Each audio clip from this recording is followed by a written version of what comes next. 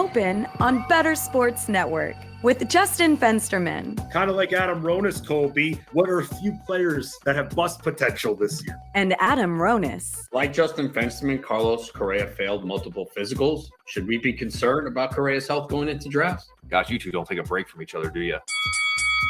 Take it away, boys. The Playbook is live.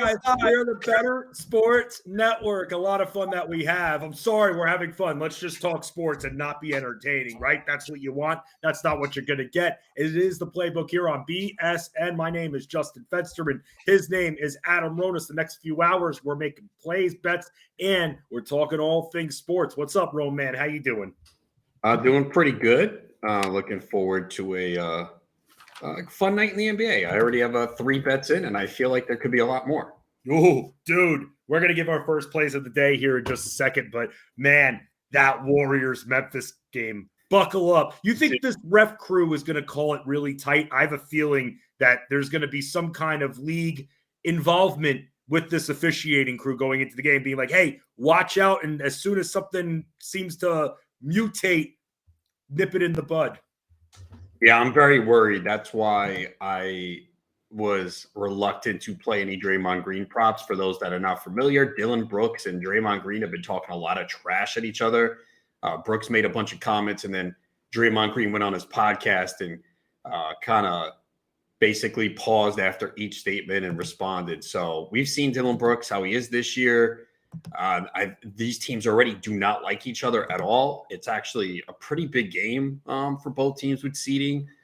So yeah, I think this is going to be really interesting. I don't see how Draymond Green and Dylan Brooks don't get into something tonight. It's like impossible. How are they not? No, I don't get that either. I don't see how it doesn't happen. I mean, Dylan Brooks can't handle himself.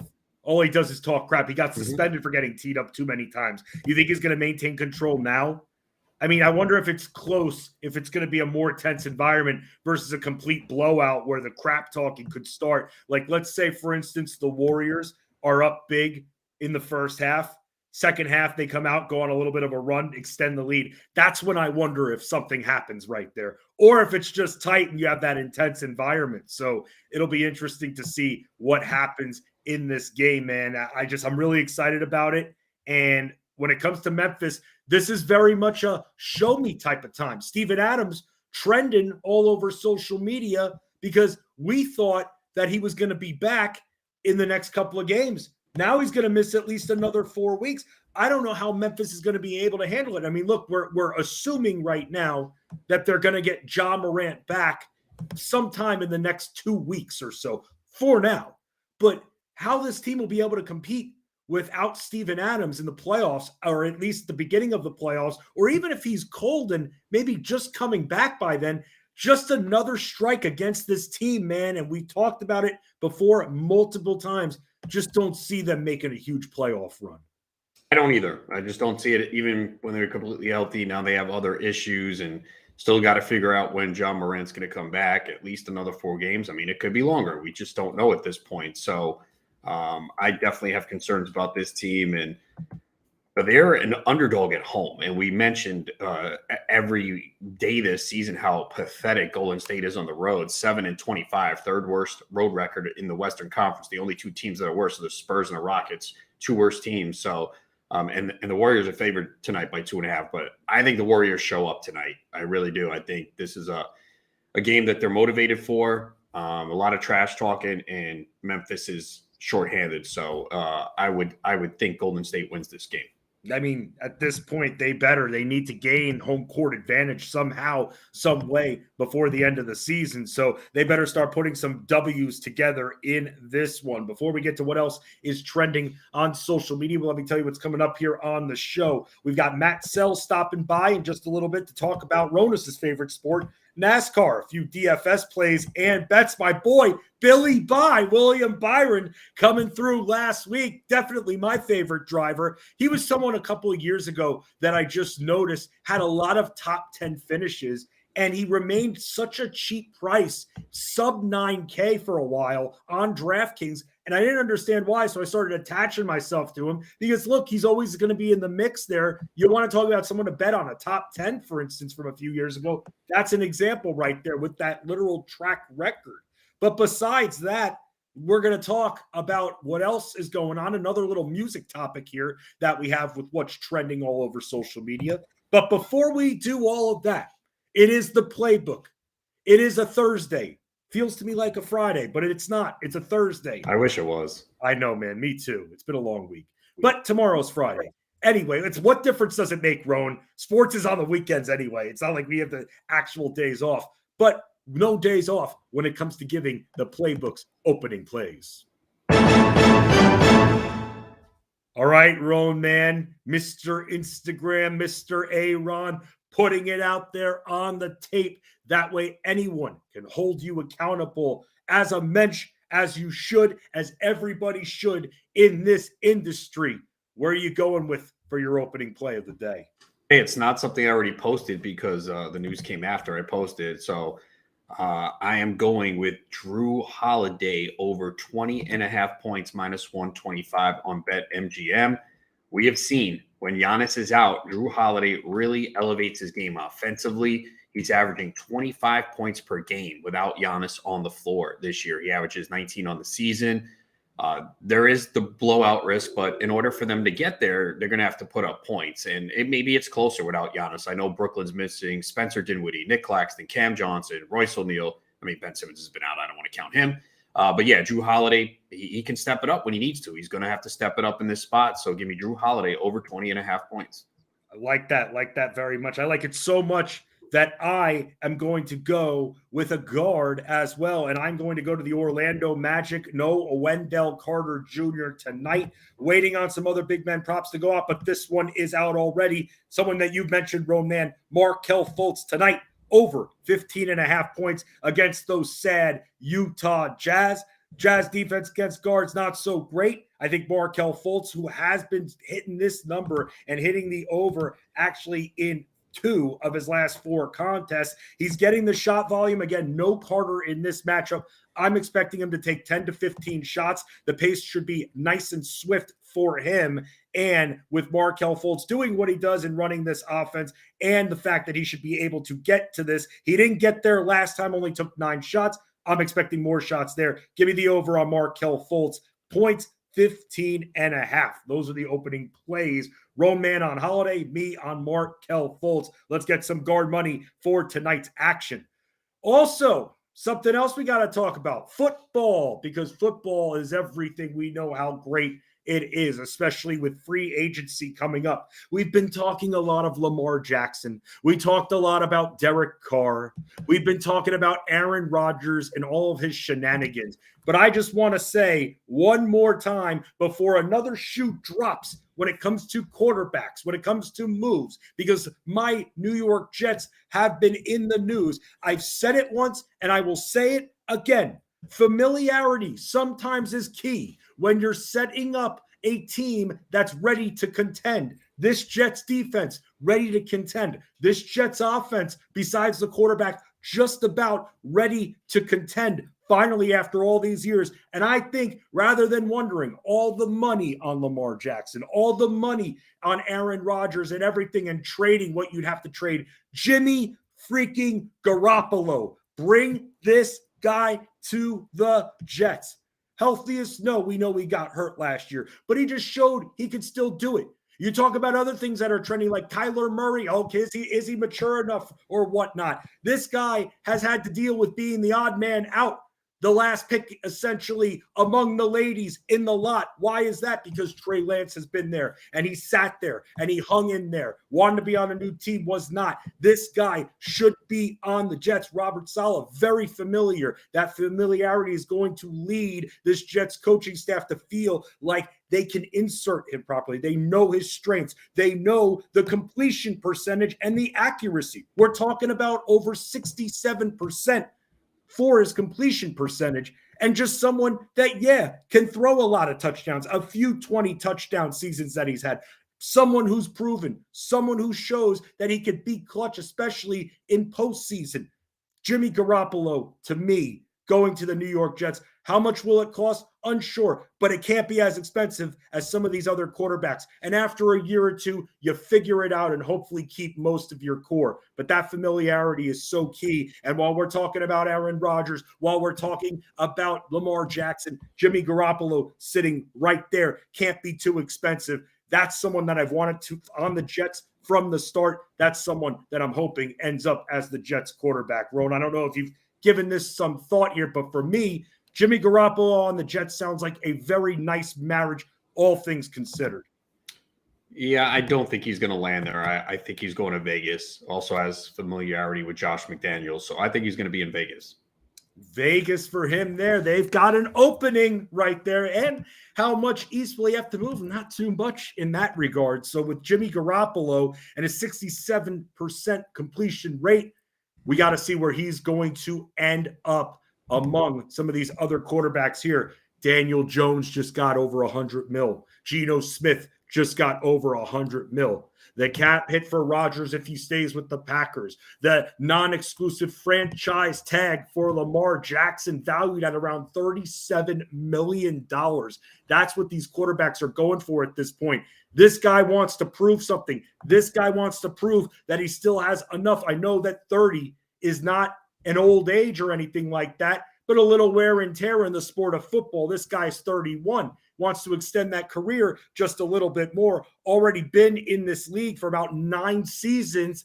This is a show me time for him. And going with a coach who he's very familiar with, I think would be great. But as Ronas also outlined, Jimmy Garoppolo to Vegas also seems like a good marriage as well. So that is something that's trending with Kyler Murray and the maturity teammates coming out saying he needs to be more mature. Saw this trending as well. So Matt Harvey pitching for Italy here, Roan. And I got to ask him, man, because we're both Mets fans. And we got to go back to that painful Game 5 of the 2015 World Series where Matt Harvey, at this point, you had Familia in there blowing games for the Mets.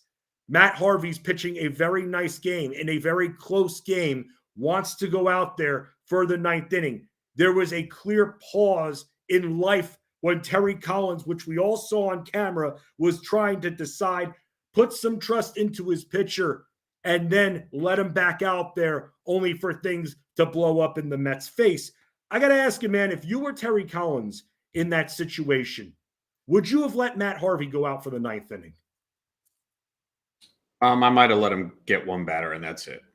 I forgot how many he had exactly before, but it wasn't good. It wasn't good.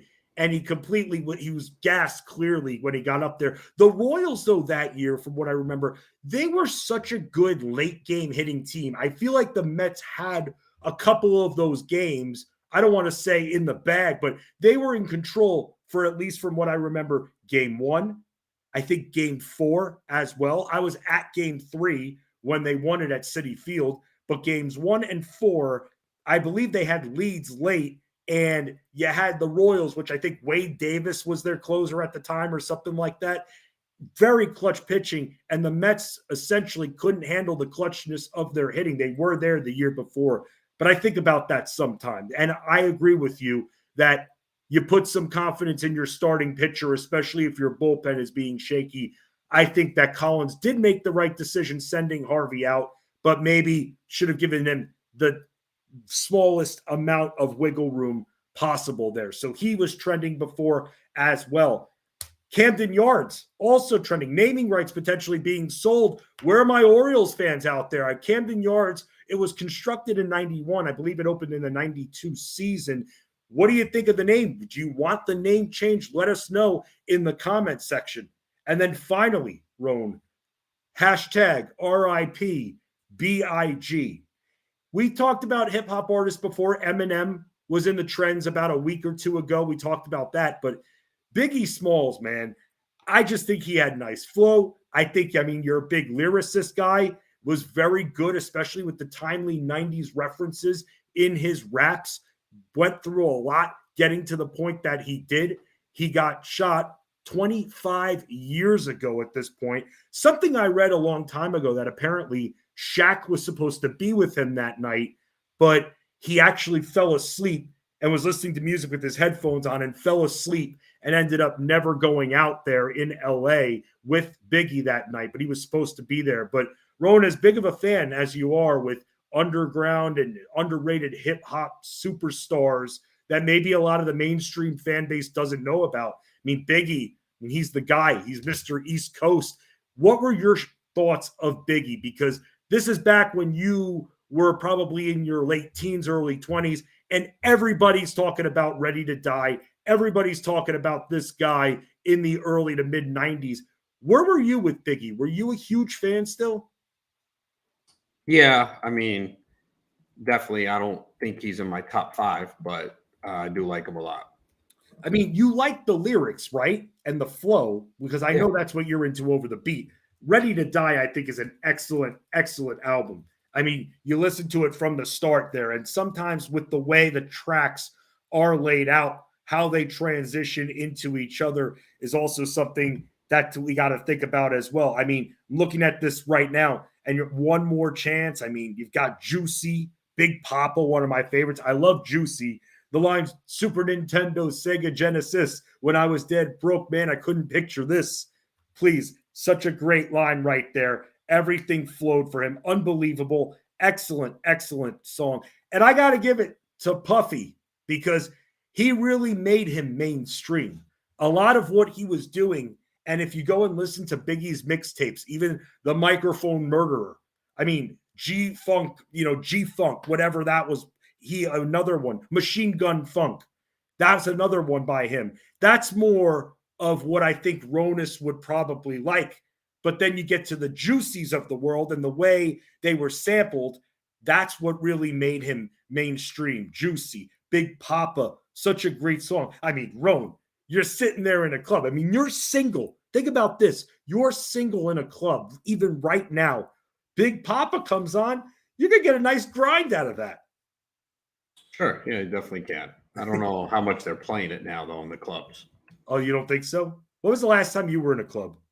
It's been a minute. Yeah, it's like that's an. I mean, come on, you got to go back right there. Oh wow, bonus tracks too. The Who Shot Ya song. That one's a big one right there.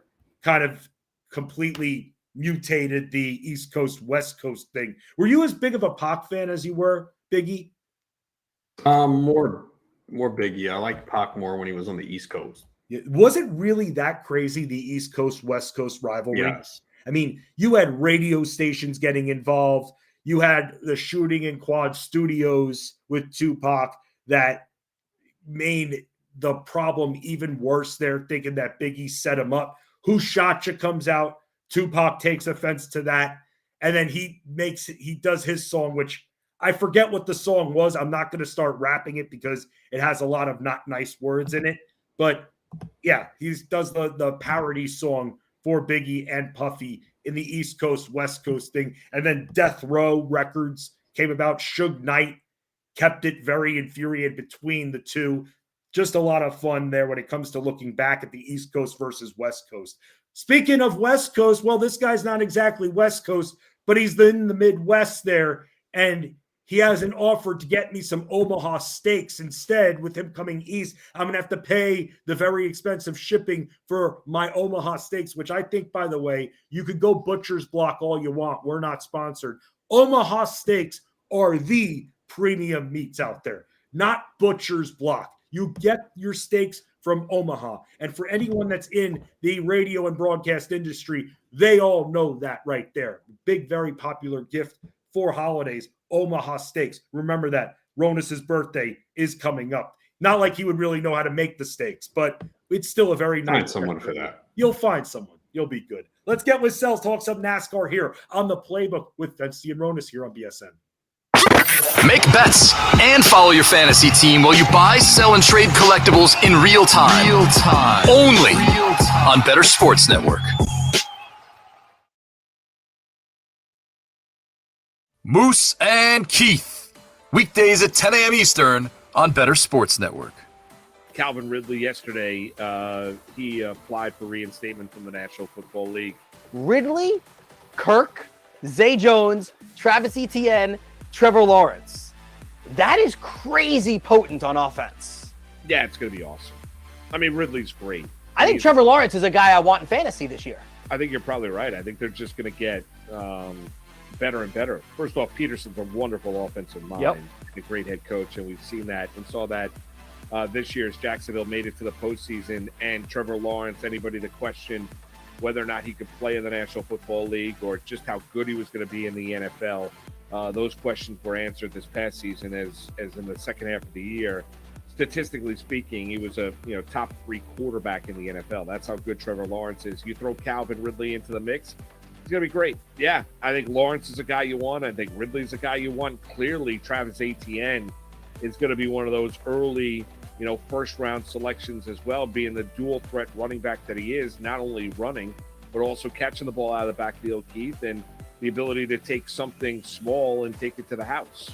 Take a 5-yard dump pass, make a guy miss in the open field, and he's gone. I mean, you saw that with Travis Etienne this past season for Jacksonville. Yeah, sky's the limit. I mean, I think you're going to go from a team in the year span where you wanted no part of the Jacksonville Jaguars when you're looking at fantasy football to where you want as many Jaguars as you possibly can because they're going to be really, really productive. And let's see if they get their tight end back as well, who had Evan Ingram was great. And Evan Ingram, who was great this past season. Yeah. I mean, if they keep that whole core together, their offense is going to be one of the best in football. Like, I legitimately think that they could be one of the best offenses in football. Zay Jones, Evan Ingram, Christian Kirk, then and Ridley, Travis Etienne, Trevor Lawrence, a good offensive line, and you've got Doug Peterson being creative calling. Right?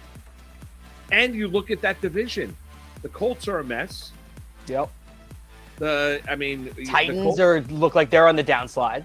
Titans are on the downslide, right? That window is clearly closed. And then you got the Houston Texans. Years away from relevancy. Yeah.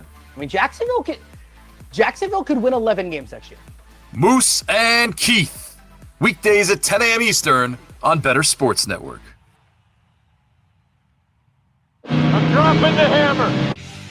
The Playbook is making a pit stop in the world of NASCAR and looking ahead to this week's race with Fantasy Alarm's Matt Sells. I'm the best there is, plain and simple. I mean, I wake up in the morning, I piss excellence. I'm just a big, hairy American winning machine. Now back to Bettor Sports Network's own version of Shake and Bake! Justin Fensterman and Adam Ronis. I like Ronus's vroom better, Ron. Give him a little vroom. I love that. See, it sounds so much better than the actual car right there because the United Rentals Work United 500 is coming up here on the NASCAR circuit in Phoenix, Arizona. We're going to talk with Matt Sells here as we do every single week from fantasyalarm.com. Give him a follow on Twitter at the Sellsman. But Sells, I want to ask you something first that's not NASCAR related because like me, you are a long-suffering Jets fan. And I went on a little soliloquy, which I've done with you before on our Family Times podcast on fantasyalarm.com. New episode dropping probably sometime in the next 24 hours here. We recorded it earlier.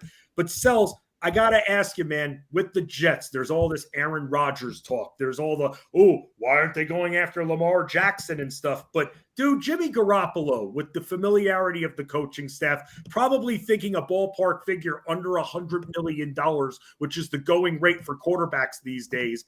Would you be cool with Jimmy G signed to a 1 to 2 year contract with our New York Jets? I'd be fine with it. I'd be fine with a longer deal, too. I have no problem with Jimmy G. All the Niners did with him was win.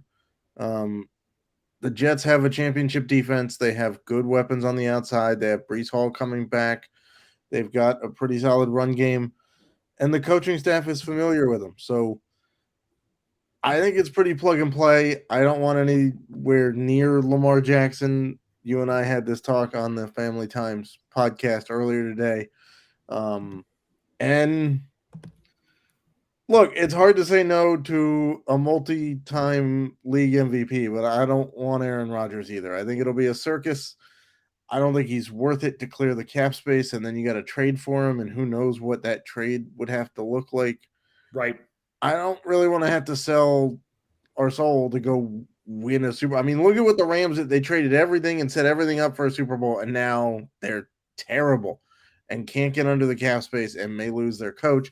The Bucks did the same thing with Brady, and they're terrible in a bad division. So I'm fine with signing Jimmy G. Nice.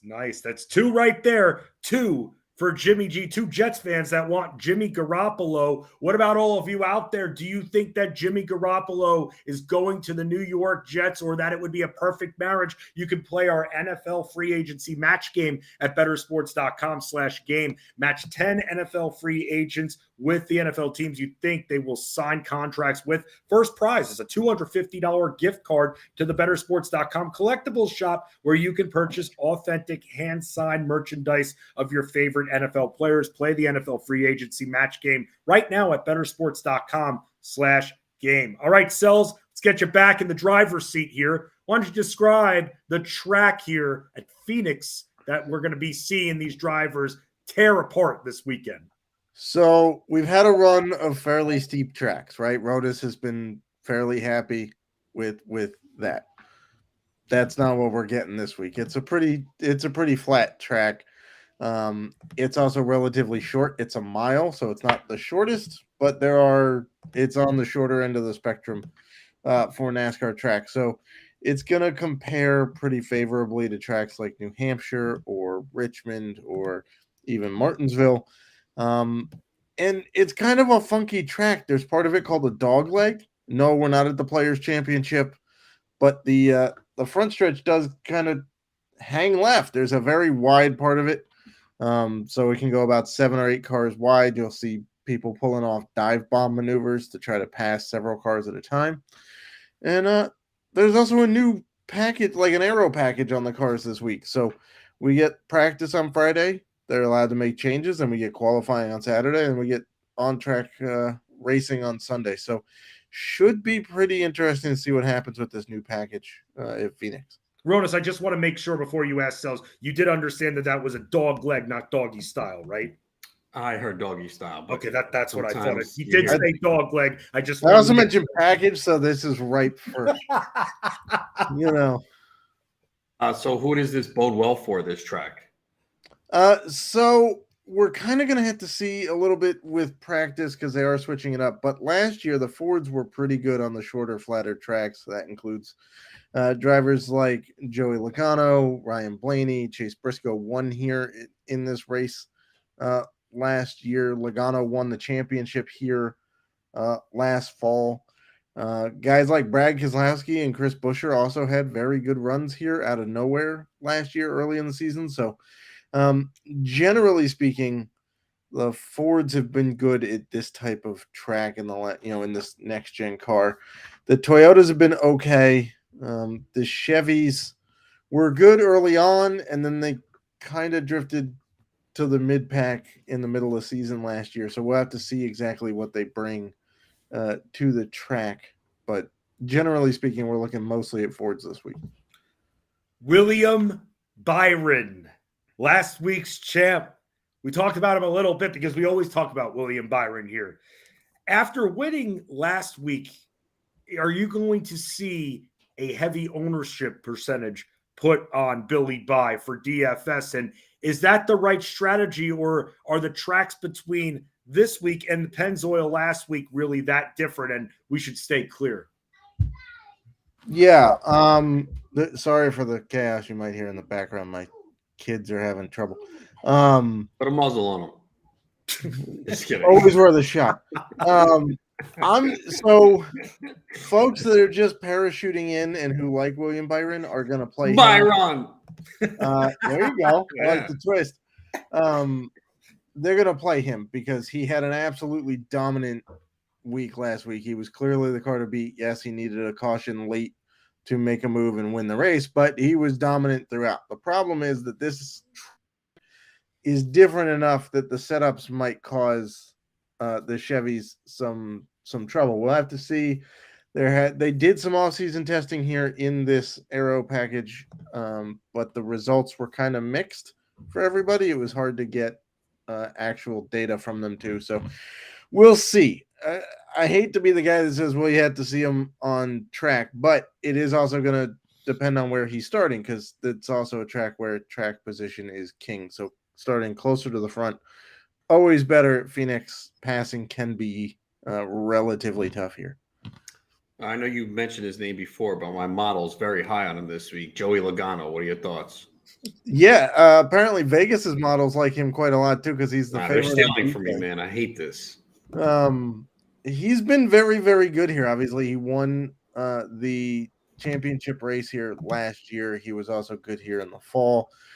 This track tends to fit Team Penske and the Fords for whatever reason with their driving styles over the last few years. You've seen Ryan Blaney be dominant here as well. Blaney. There you go. And so, I think he's got as good of a shot as any of the Fords to win it. Again, it's going to depend on where he's starting, but I do think that he should be in the top. He should be in the top 3 or 4 drivers that you're looking at this weekend for sure. Sells, why don't you explain, because you probably have explained this to me. We've conducted probably in the neighborhood of 100 interviews with you over the last 3 to 4 years. One of the things I just haven't been able to understand and figure out, the impact of starting spots.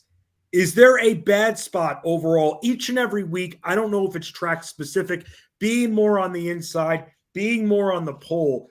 What kind of impact does where you start exactly make when it comes to these NASCAR races and with your analysis? Because, dude, you call me an idiot if you want. Rodas does a lot. I mean, I just don't understand the impact of starting spot on these races.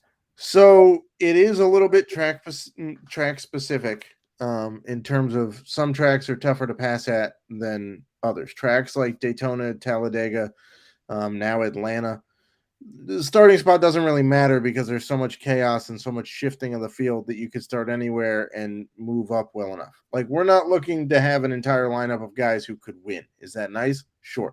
We're looking to have guys who can finish well. The problem with starting, so now where your question comes in, right? Let's say a guy is starting 8th at a track where it's tough to pass, like Phoenix. Okay, that's great. However, if you don't see them moving up another few spots, or you don't see them potentially dominating the race, aka leading a lot of laps or getting fastest laps, then their upside is capped. Because if they're not going to move up, and let's say they finish 6th, well, you've got 2 points on DK in position differential, 1 point on FanDuel, and then you're getting a couple more finish position points, but that's it. So it depends on who the driver is. If he's a value guy and he's starting that high and you think he can legitimately stay there, then he's definitely worth a play, because then you're getting value out of that play. But let's say Joey Logano starts 8th and you've seen okay speed from him in practice, right? Let's say he's run 5th to 6th in practice. Well, he's one of the more expensive guys on DK, but if you're capping his upside because you don't expect him to move up and lead laps, or you don't expect him to, let's say, win the race on the very last lap, then he's got a capped upside and he might be worth the price you have to pay for him, because we're looking for, just like an NBA or whatever, we're looking for 5x value for cash games, probably closer to 6 and higher for tournaments.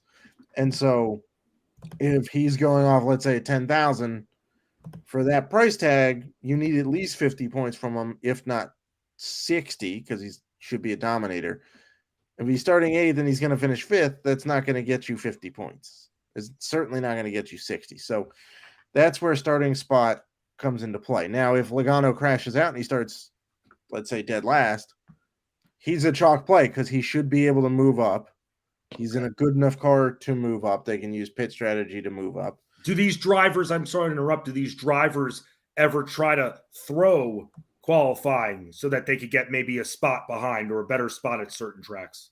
No, not, I mean, I don't think they're actively throwing it. Maybe, like, you don't want to put your car into the wall, obviously, but can you have an unintentional screw up at the beginning of a lap that throws off your lap? Sure. There's not really a way to prove it, but there's no really upside for them to screw up a qualifying lap because who knows what happens in the race. If they're banking on moving up, then they should be banking on starting closer to the front, right? So it's a good question. It is track specific. It's also driver specific because sometimes guys who Corey LaJoie, for example, started 12th last week at Vegas, right? Or sorry, 19th in Vegas, 12th at Auto Club. If you don't think that LaJoie can hold that spot and he goes backwards, then he's not worth the play. But if you think he can hold the spot, then he becomes a lower played value guy that can get you. All he's going to do is hold his spot and he gets value. He doesn't have to move up. He doesn't have to pass anybody. He doesn't have to lead laps. Just hold your finish spot and you get value from him. So it does depend on track and driver. Speaking of value, who are the value plays this week? Excellent segue there, Ron. I'm a pro at this. He's learned a lot. That's why they pay you the money. But yeah, I've been doing this quite a bit. I'm a veteran. There you go. Michael McDowell's at his home track this week, if we're interested in the home track narrative. So is Alex Bowman, by the way. This is his home Throw track. them bows.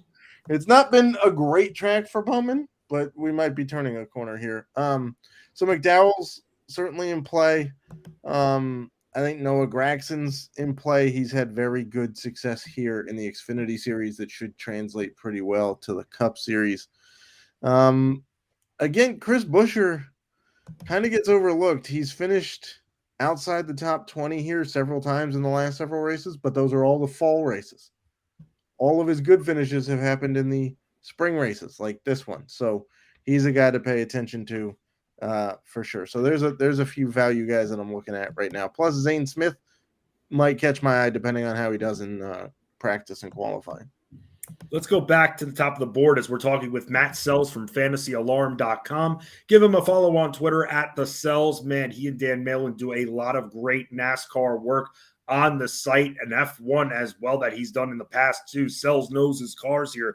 Kyle Larson, he's one of the highest priced drivers every single week. Yeah. How do you strategize whether or not you are going to be putting him in lineups versus maybe fading him because the overwhelming majority of players are going to use this guy? Track record speaks for itself, Sells. I mean, 3 top 6 finishes in 5 races? I mean, that speaks for itself. He finished second to our guy, Billy Bye, last week.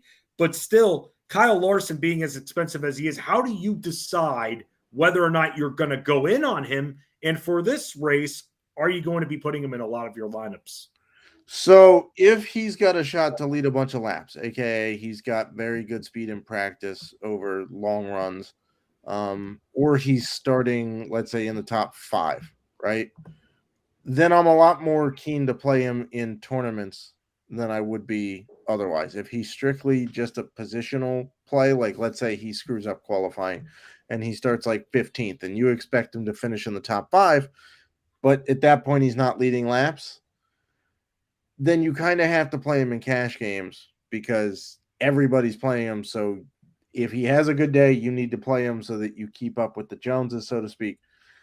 If he has a bad day, then the chalk doesn't kill you because everybody played him, and so everybody's getting hurt the same amount, right? But if he's not in a position to lead laps, I don't want to touch him in tournaments because at that price you need him to lead laps. Because let's game it out. If he starts 5th and wins the race on the last lap, he gets 46 points for finishing first. He gets 1 lap led, probably a handful of fastest laps, and then you're going to get 4 points for position differential. That's not anywhere close to the 60-something points we need from him to hit value. So that's the way I'm looking at anybody in that price tag is I'm going to need them to lead laps. They don't have to necessarily dominate, but I'm going to need them to lead a chunk of laps. That goes for basically anybody over 10,000. So on DK, that's Chastain, Blaney, Kyle Busch, Logano, Larson. What are some bets that you like for the weekend? If you can still find it, and I don't know if you can because I can't bet FanDuel in my state, so I can't see their odds, but somebody posted top 10 odds from FanDuel. Eric Almirola is plus 430 for top 10. That's very intriguing. That's very good return for a top 10. To give Yeah, you it's an one of idea, his best Joey tracks. Logano, what? This is one of his best tracks. Yeah, he's a master at short flat tracks. He did very, very well here last year. So What you laughing at? to give you an idea, Logano, they have Logano top 10 at minus 850. And they have Almirola at plus 430. That's so absurd. I'm taking the plus 430 side. Yeah, the top 10 bets on FanDuel are all jacked up because they have nobody with between a 28% chance and a 58% chance of finishing in the top 10 based on if you turn their odds into implied percentages. They're giving basically nobody a shot to finish in the top 10 between 30 and 60% of the time, which is insane to me because they're giving everybody a Penske like a 90% chance of finishing in the top 10. So I wouldn't bet it's not worth the bet on Penske, but I might I would put money on Almirola at plus 430 for a top 10 over on DraftKings. Odds to win. Logano and Blaney are going off at 8-1 apiece. Larson and Chastain are 9-1. The one that really, really intrigues me, to be perfectly honest, is Kevin Harvick going off to win at 12-1. He has flat out dominated Phoenix, and the Fords appear to be showing pretty decent race speed right now. So he's pretty intriguing to me. Chase Briscoe, who won this race last year, is going off at 18-1. And if we want a longer shot. So here's the thing. If you have confidence in Penske, in Logano and Blaney winning, I would sprinkle a little bit of money on their teammate Austin Cindric, who's going off at 50-1. Like, they're in basically the same equipment. So if you have faith that one of those guys is going to win, I would take the longer odds on Cindric. You can find Matt Sells on Twitter at The Salesman. All of his work at fantasyalarm.com. Also our site's tools manager too. Sells, we need one name, man. We ask you this question. We're ready for the Sells sigh every single time I ask this question. So before you give us that traditional Sells sigh, who is going to win this race? I'm going with Ross Chastain. Ross Chastain has been in a position to win the last two races. That car is ridiculously fast. It was fast in the championship race last year. It was fast here in the spring race. He's going off at 9-1 on DK to win. I'm going with Ross Chastain to win it on Sunday. All right, Sells, when you're done here, check your email, please. Why? I sent them an email that needs to be addressed.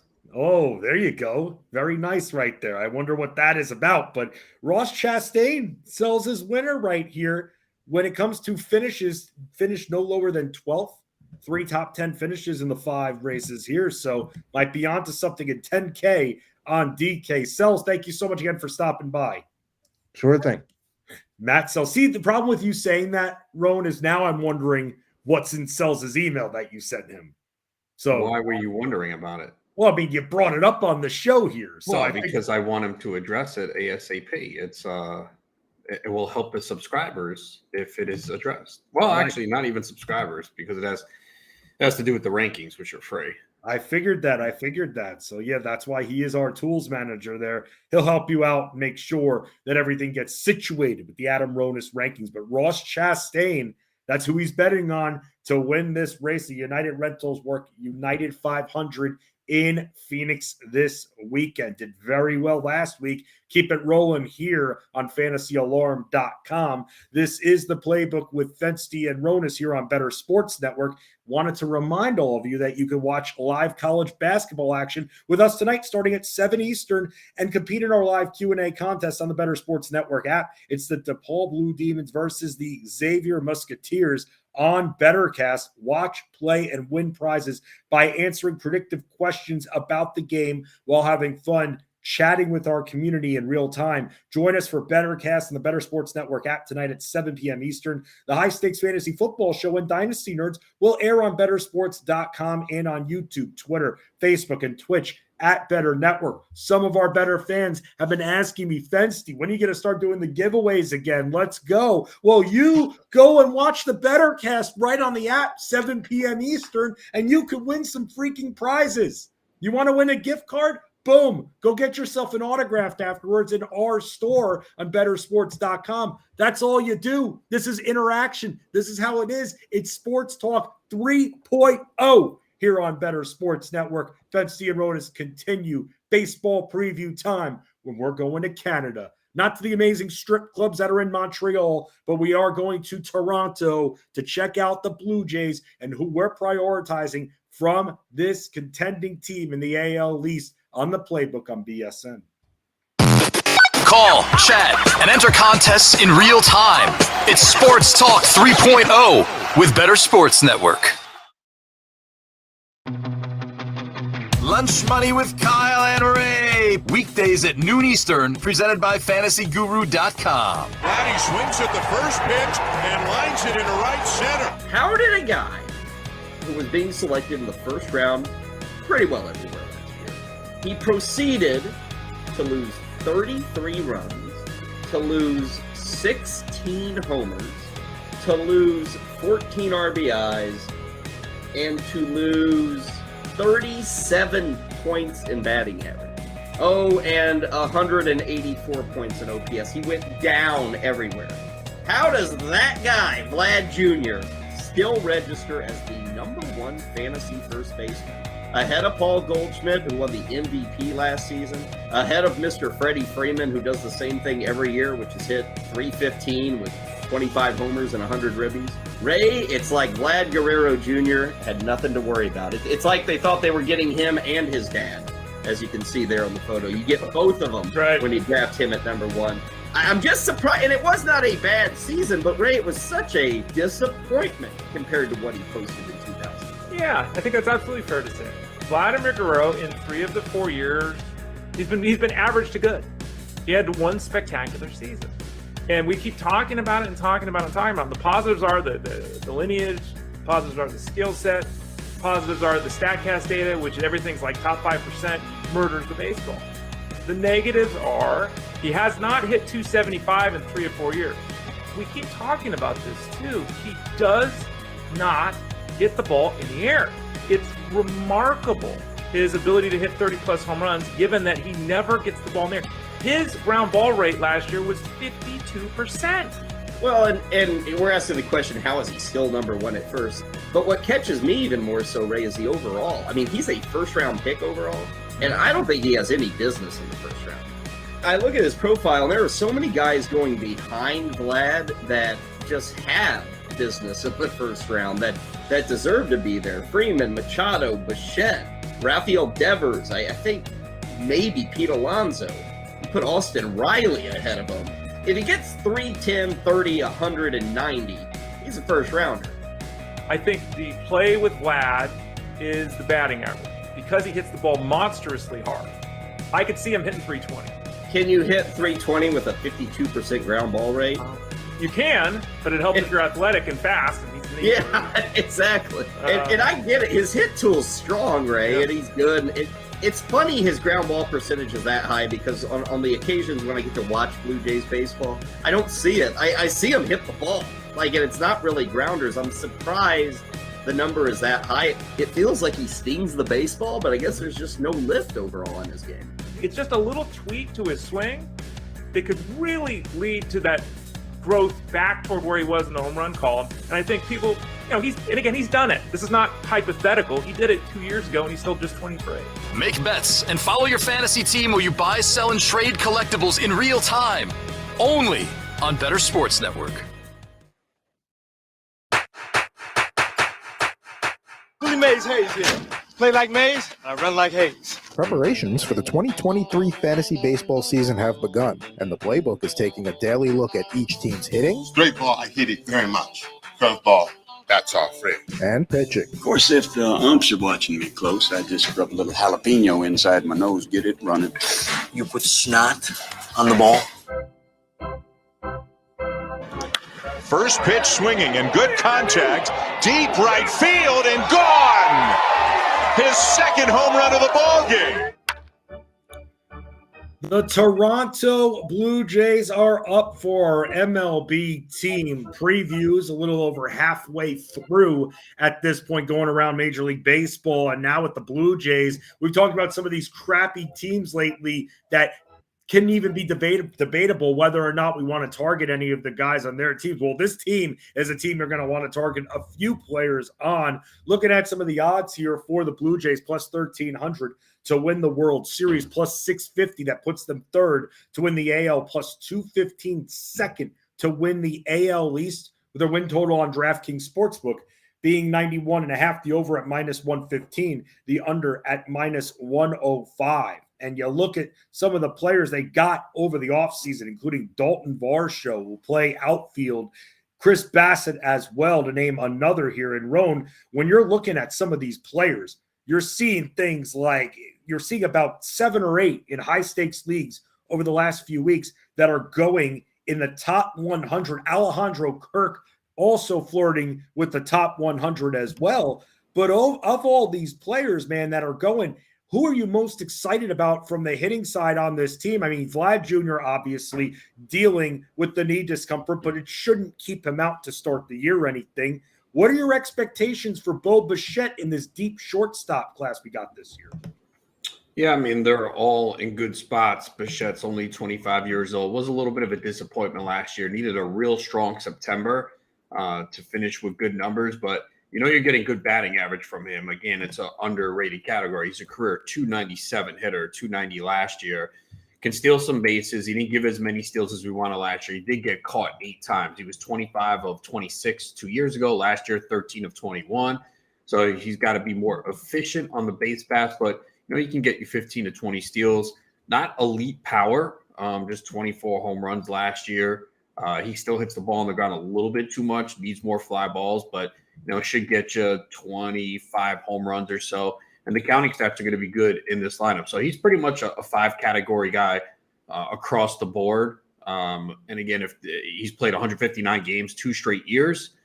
So I'll take him late first, early second round. I mean, ideally, I don't want to take a shortstop early, but I'm not going to worry about that in the early rounds. I'll just take the best players because you don't know how the draft's going to pan out. And shortstop is kind of top heavy. Yes, it's deep, but it does get kind of thin towards the middle and late. So I don't mind taking Bichette. I took him in the labor auction at $33. Nice.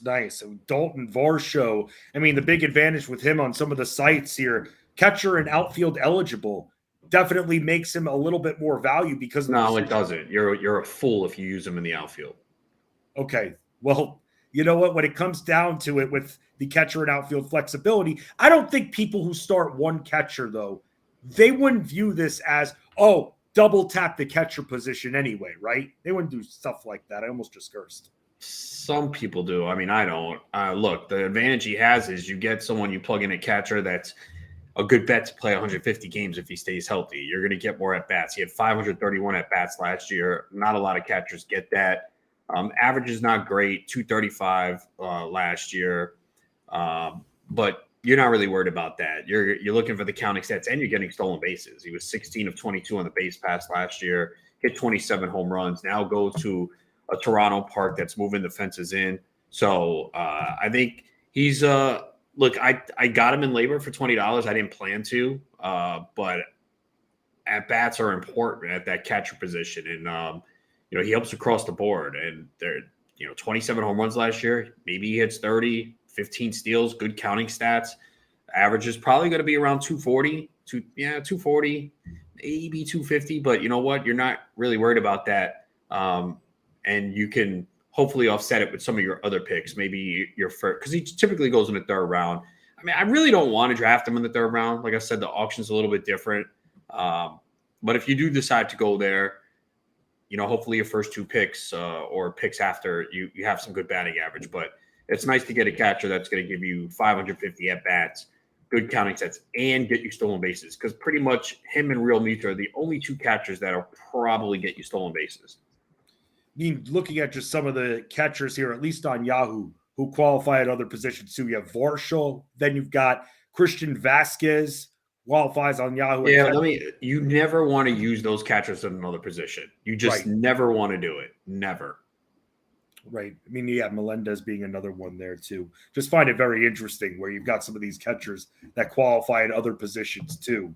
Looking at some of these other players here, fearless leader Matt Deutsch, the Bettor boss, saying Kevin Gausman to win the Cy Young. Rome, that's going off on DraftKings Sportsbook at plus 1,600 here.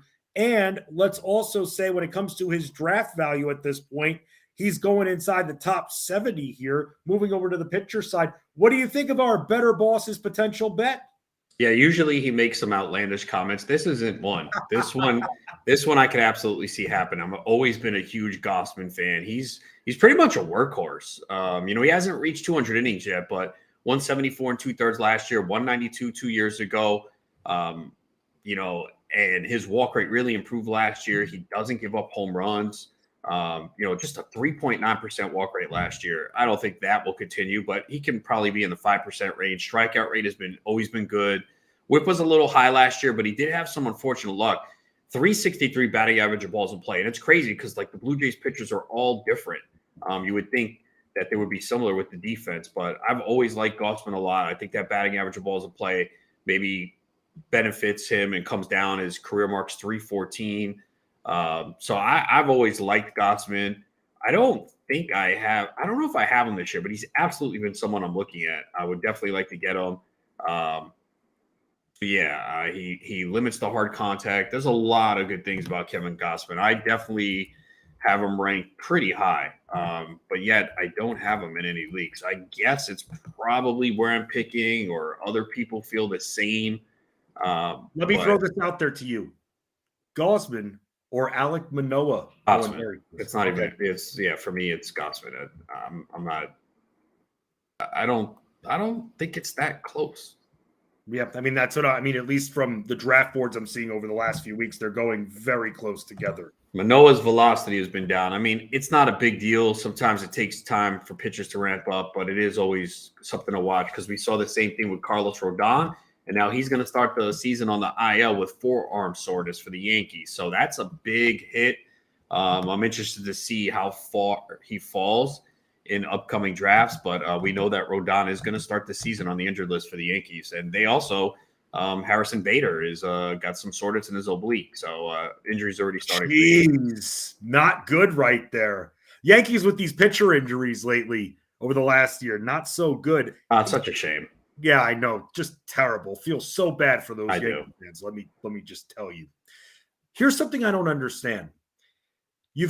I'm seeing on draft boards here, Alejandro Kirk going at about the 101 mark, but then going maybe less than 100 picks later, Danny Jansen.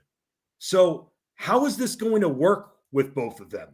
Are they both going to be, and Jansen's still going to be getting a good amount of playing time? Is one of them going to be shifted to another position? I just find this very peculiar. I think they're both going to get time. They have the DH. So I think you'll see days where Kirk is the DH and Jansen catches. Kirk obviously very valuable, going to hit in the middle of the lineup. Excellent in on-base percentage leagues. I almost took him in Tout Wars, and then when I didn't, Rudy Gamble took him with the next pick. So kind of on the same page there with him, decided not to do it. But 372 OBP last year. He walked more than he struck out. Good in batting average leagues too. Hit 285 last year and played in 139 games. So Kirk certainly fine as a catcher one. Needs to hit more fly balls to see that power increase at a 50% ground ball rate last year. And Danny Jansen, you can get as your number 2 catcher, and he's a really good hitter. He had some struggles early on in last year, finished the season pretty strong, wound up with 260, 15 homers, 44 RBIs, and that's in only 72 games. So if he can play more, he had some injuries. I mean, to get that batting average and those counting stats in this lineup, again, 15 homers in 72 games, 11 homers in 70 games the year before. So he's got to show he can stay healthy. That's one issue, but I don't mind Danny Jansen as a catcher too. Even if he gets 400 at bats, he could hit 20 home runs and 400 at bats. with pretty solid counting stats. So I like Jansen. I didn't even consider the fact that he could DH and everything like that. I was just sitting there being like, wait a minute, why? I mean, could they really both get a good amount of playing time, sufficient enough to be drafted where they're going? And the way you just outlined it definitely makes more sense. Some of the other guys there that you've been a fan of in the past, you still a Brandon Belt guy just as a fan of him as a baseball player? I felt like you were a big Brandon Belt guy when we first started working together a few years ago. Yeah, I've always said if this guy could play at Yankee Stadium, he would hit 40 home runs because he got crushed by that San Francisco deep right center field, which was like 424. I watch a lot of West Coast games, and Belt would crush a ball off the bat. You're like, oh my goodness. And it either would be caught or off the wall. And he had 29 homers in 2021. I mean, health is obviously a big factor for him. He's had a hard time staying on the field, but he'll get the chance to DH. He's really cheap in drafts at this point. I mean, in 15-team leagues, he's going after the 23rd round, so you're looking reserve round. So I'll take a chance on him because maybe as the DH, he can stay healthy and the fences are coming in a little bit. So, yeah, there's definitely not much of an upside there, and you're worried about him staying on the field. But, you know, there's a chance he could get you 20 home runs. You're just going to have to prepare for missed time with him. It's just always been injuries have always been a factor. He has not had 500 at-bats since 2019, 254 last year, 325 the year before. But maybe getting the opportunity to DH maybe helps him stay on the field just a little bit longer. One of the thorns in my fantasy baseball side last year, who I had on a few teams, Jose Barrios. You were riding with me. You heard frequently my frustration with this guy again and again. This is an example where I just kept hanging on and hanging on and hanging on to him, thinking that he would turn it around. And then, I don't know if you remember this or not, I started to tell you this, though, close to the middle of the season, I just started to not start him. I wouldn't drop him, but I just started to skip a lot of his starts and just keep him there on the bench. And he's sitting coming off a 5.23 ERA, man. You looking at this guy this year at all? You going to have even a share, you think? Right now, I don't. And usually I like to buy players coming off a bad year. But, man, I don't know what happened with this guy. His StatCast was horrendous. It's all blue. It's ice cold. There was nothing positive there at all. His xERA was over 5. And this is a guy that has kind of, overperformed. His expected ERAs have all been over 4 the last 3 years. And we've seen the ERA under 4 twice. But I don't know. I mean, the strikeout rate dropped 6%, over 6%. Walk rate was fine. He gave up more hard hits. I don't know what happened with this guy. More home runs. You would like to say, yeah, last year's an outlier. This guy's been a workhorse. I mean, he's given you at least 32 starts in his last 4 full seasons. We'll throw away 2020 condensed season where he had 12. So he's been a workhorse. And that's kind of what's led to him being valuable in fantasy because he doesn't have elite strikeout rates, but you look before last year, 204 strikeouts, 195, 202, because he was giving you innings.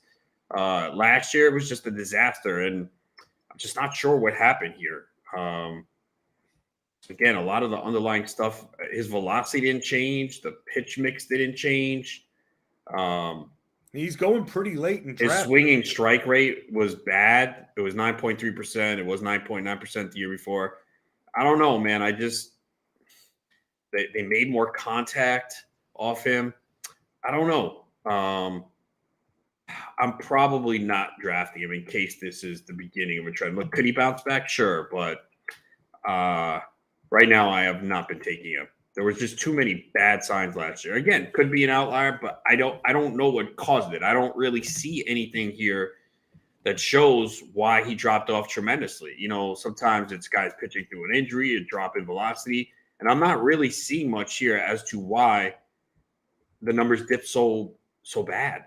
It was horrible, man. As someone who had him, it was literally horrible. I didn't know what to do. I didn't know whether or not he could go on a late season surge. And I kept him as pretty much a dead roster spot on my bench. I just couldn't start him, man. He was getting knocked around like crazy.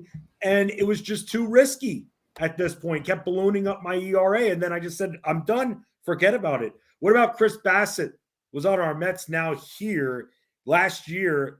About 15 wins for him, over 160 strikeouts and a sub 3.5 ERA. Now with this Blue Jays squad, unlike Barrios, who you haven't taken yet, Have you taken any Chris Bassett? No, I mean, I'm okay with him. Again, he's a guy that is a workhorse. His velocity is a little down this spring, just something to keep an eye on. He gives you innings. And when you get into that range of where he goes, it's fine. He should get run support. Watching him pitch, I was pretty impressed with him last year. He just kind of is an innings eater. He goes out there every fifth day and keeps you in the game outside of the playoffs when he got bombed. But yeah, I mean, he's solid. It all depends on how you build your pitching staff. I think if you take a little risk early on, or if you have some young arms, he's someone that you could put in there. Moving to the AL East, I know they're changing the way they don't play the division as much, but kind of a tough situation there. But yeah, I think you know what you're getting from Bassett. I'm okay with him. I think you get solid whip, decent ERA. Strikeouts are not elite, but if he can give you 180 innings again, then you can get about 165, 170, which is solid. So he's on a good team. He won 15 games last year with the Mets. Blue Jays should be a good team. So, he's fine. I'm fine with him. The Toronto Blue Jays, a team that will be a contender throughout the season. Yeah, hopefully they win the AL East. Yeah, I mean, what do you think about them winning the World Series? Do you think they have a decent shot? No. They're going to have to make another move, I think. I'll keep an eye, too, on Yusei Kikuchi. He has been lights out this spring. He's going very late. And he's locked into the rotation, right? It looks like, yeah. His numbers were horrendous last year. He always got a lot of strikeouts. Walk rate was bad, 12.8%. His whip was bad. But it seems like he's pitching very well this spring. And first year in Toronto last year. And look, he's been pretty bad in the majors so far. There hasn't been a lot, but he's a guy you can get in the reserve rounds of your draft. I'm always going to take a shot on that. If a guy looks good in the spring, is changing some things, I'll take a shot. And if it doesn't work out early on and the changes are, a mirage and the spring was just because of who he was facing, then I'll move on. But, those are the type of guys you want to take late in the drafts in case these changes stick. We'll continue our journey around the MLB for tomorrow's Playbook show. Couple of injuries here in the NBA. No Jordan Clarkson. Once again, he is going to be out. However, Walker Kessler is going to be available to play. Aaron Nesmith also available to play too. Jonathan Kuminga ruled out. So if Draymond Green gets kicked out of the game, this front court for the Warriors is about to be further blown the hell up. I'll just say that. Ooh, going to be a nice little game here with crazy high intensity because of all the trash talking going on. Injuries not only happening in the NBA, but also around the NHL. And our NHL beat reporter for the Playbook is Adam Bernard. Bernard, what's going on around hockey? So Kirill Kaprizov will be out 3 to 4 weeks with a lower body injury. The Minnesota Wild forward has 39 goals and 35 assists on the season. He ranks 6th in goals. He's got at least a point in 49 of 65 games. From the Minnesota Wild perspective, this is devastating because he's pretty much their only source of offense. If you're a fantasy owner of him and you're heading into the last week of the regular season or the playoffs, this is devastating because he has been a guy that you've been counting on all year, and now he's not going to be there when you need him. So let me ask you this. At this point, Bernard, you're talking about the Wild, who are tied for first place in the Central, the Western Conference. How much is this going to start to drop them off in the standings? It looks like they should be, with only a few weeks left to go, they should be still good for the playoffs. But do you start to worry about them? You certainly have to worry about seeding, but how much is this team going to start to falter now? I don't think they'll miss the playoffs. I think they're a good enough defensive team, and I with the way the West is, their spot should be safe. I still think this is Dallas or Colorado's division to win or lose. To win. Dallas currently a plus 130 at BetMGM, Colorado plus 165, Minnesota at plus 310. So I still think you're looking at Dallas or Colorado here. Minnesota could fall into the wild card picture, though, and then things can start getting a little dicey there. Yes, with that amazing NHL playoff schedule that they should absolutely 100% get rid of. It's so stupid. Just do a normal 1 through 8 bracket like a lot of other sports tend to do, rather than trying to create roads to get to certain areas. never liked that when it came to hockey ever since they made the switch with their playoff format. So big news there coming out of Minnesota, a team that's right now sitting with 81 points, one of the best of the West, but now losing big-time goal scorer, going to need even more help from their defense. Before we talk about tonight's NBA action, let's take a look at the end of season awards odds. Let's see which are pretty much locked up at this point and which are still debatable. There's at least one where it still could be anybody's game. We'll tell you which NBA award when looking on DraftKings Sportsbook that is on the Playbook with Fensty and Ronis here on BSN. The Playbook with Fensty and Ronis, presented by FantasyAlarm.com.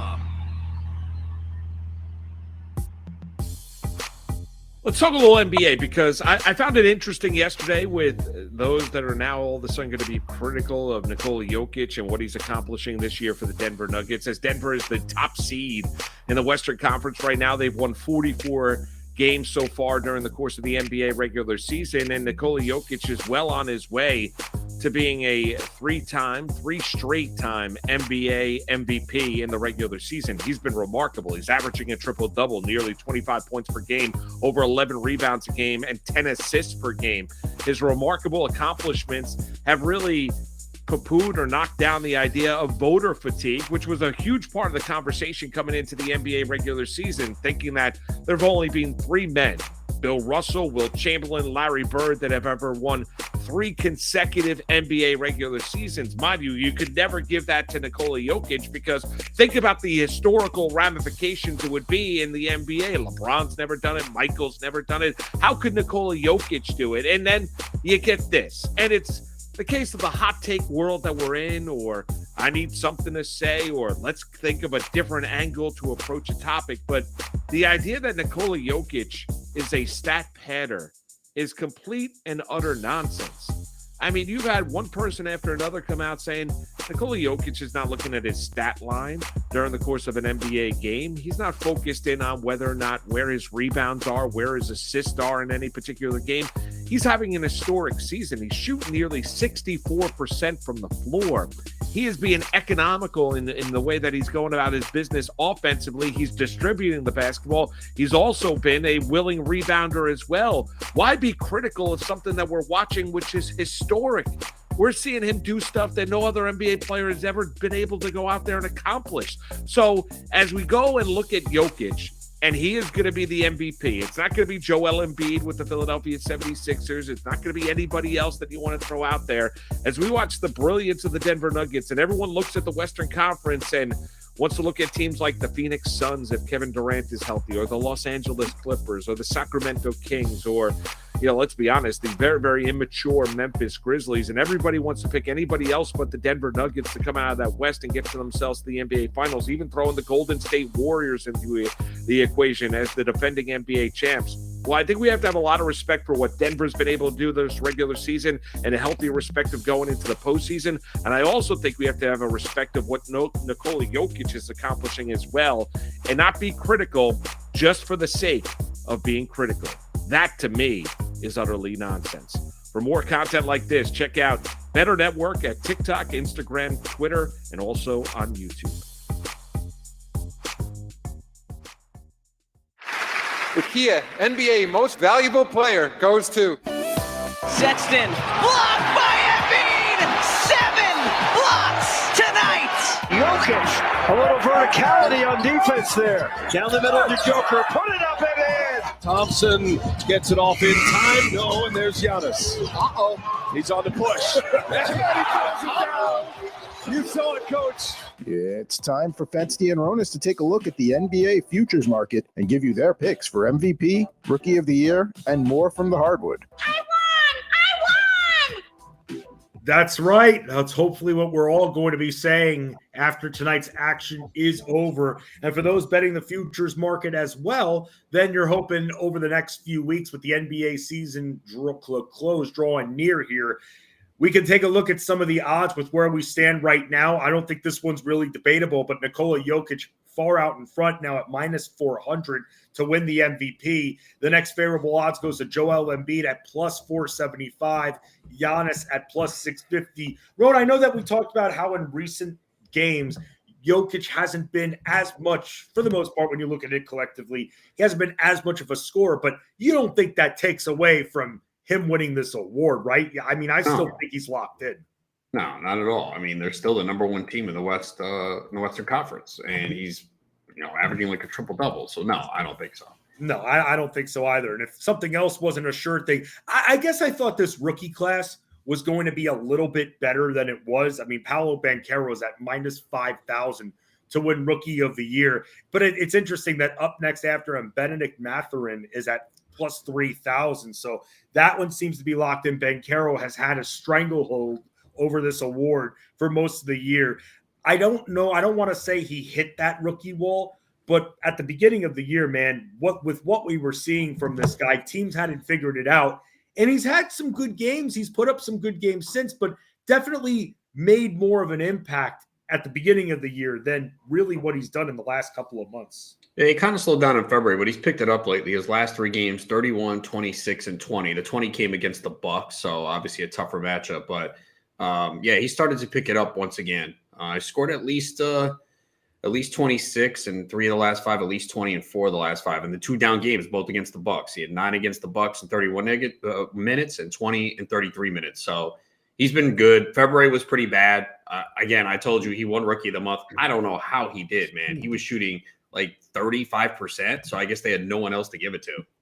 Yeah, they really didn't. He won it by default. This rookie class has kind of sucked. Well, man. I mean, look, Walker Kessler has come on strong, but he didn't start for most of the year. So that's the reason why. Jalen Williams has been good for OKC, but now he's sat. Jaden Ivey's had some big games recently, but his shooting hasn't been good. So, yeah, it's been underwhelming rookie class. You know what the problem is with Jaden Ivey and Mathurin? There are too many players on their respective teams that are too similar to them. That's the problem. So they're splitting hairs. I mean, is there really a major difference between Mathurin and Buddy Hield? I don't see that. They do the exact same thing. They sit there on the wing or at the arc and they wait to be fed. I know that Tyrese Halliburton is an all-encompassing guard and a fantastic player, but that's an example where does he really do that much of a difference? The same issue, and this is something I was wondering with Jaden Ivey going to Detroit. Now, I know that we lost Cade Cunningham pretty early, but both of them, from the way it looked, it was pretty similar. And I was sitting there wondering why they were deciding to bring Ivy in off the bench and start Killian Hayes. Then all of a sudden you see what Ivy does, also very similar to Cade Cunningham. So I think that in a way hindered him at the start of the season.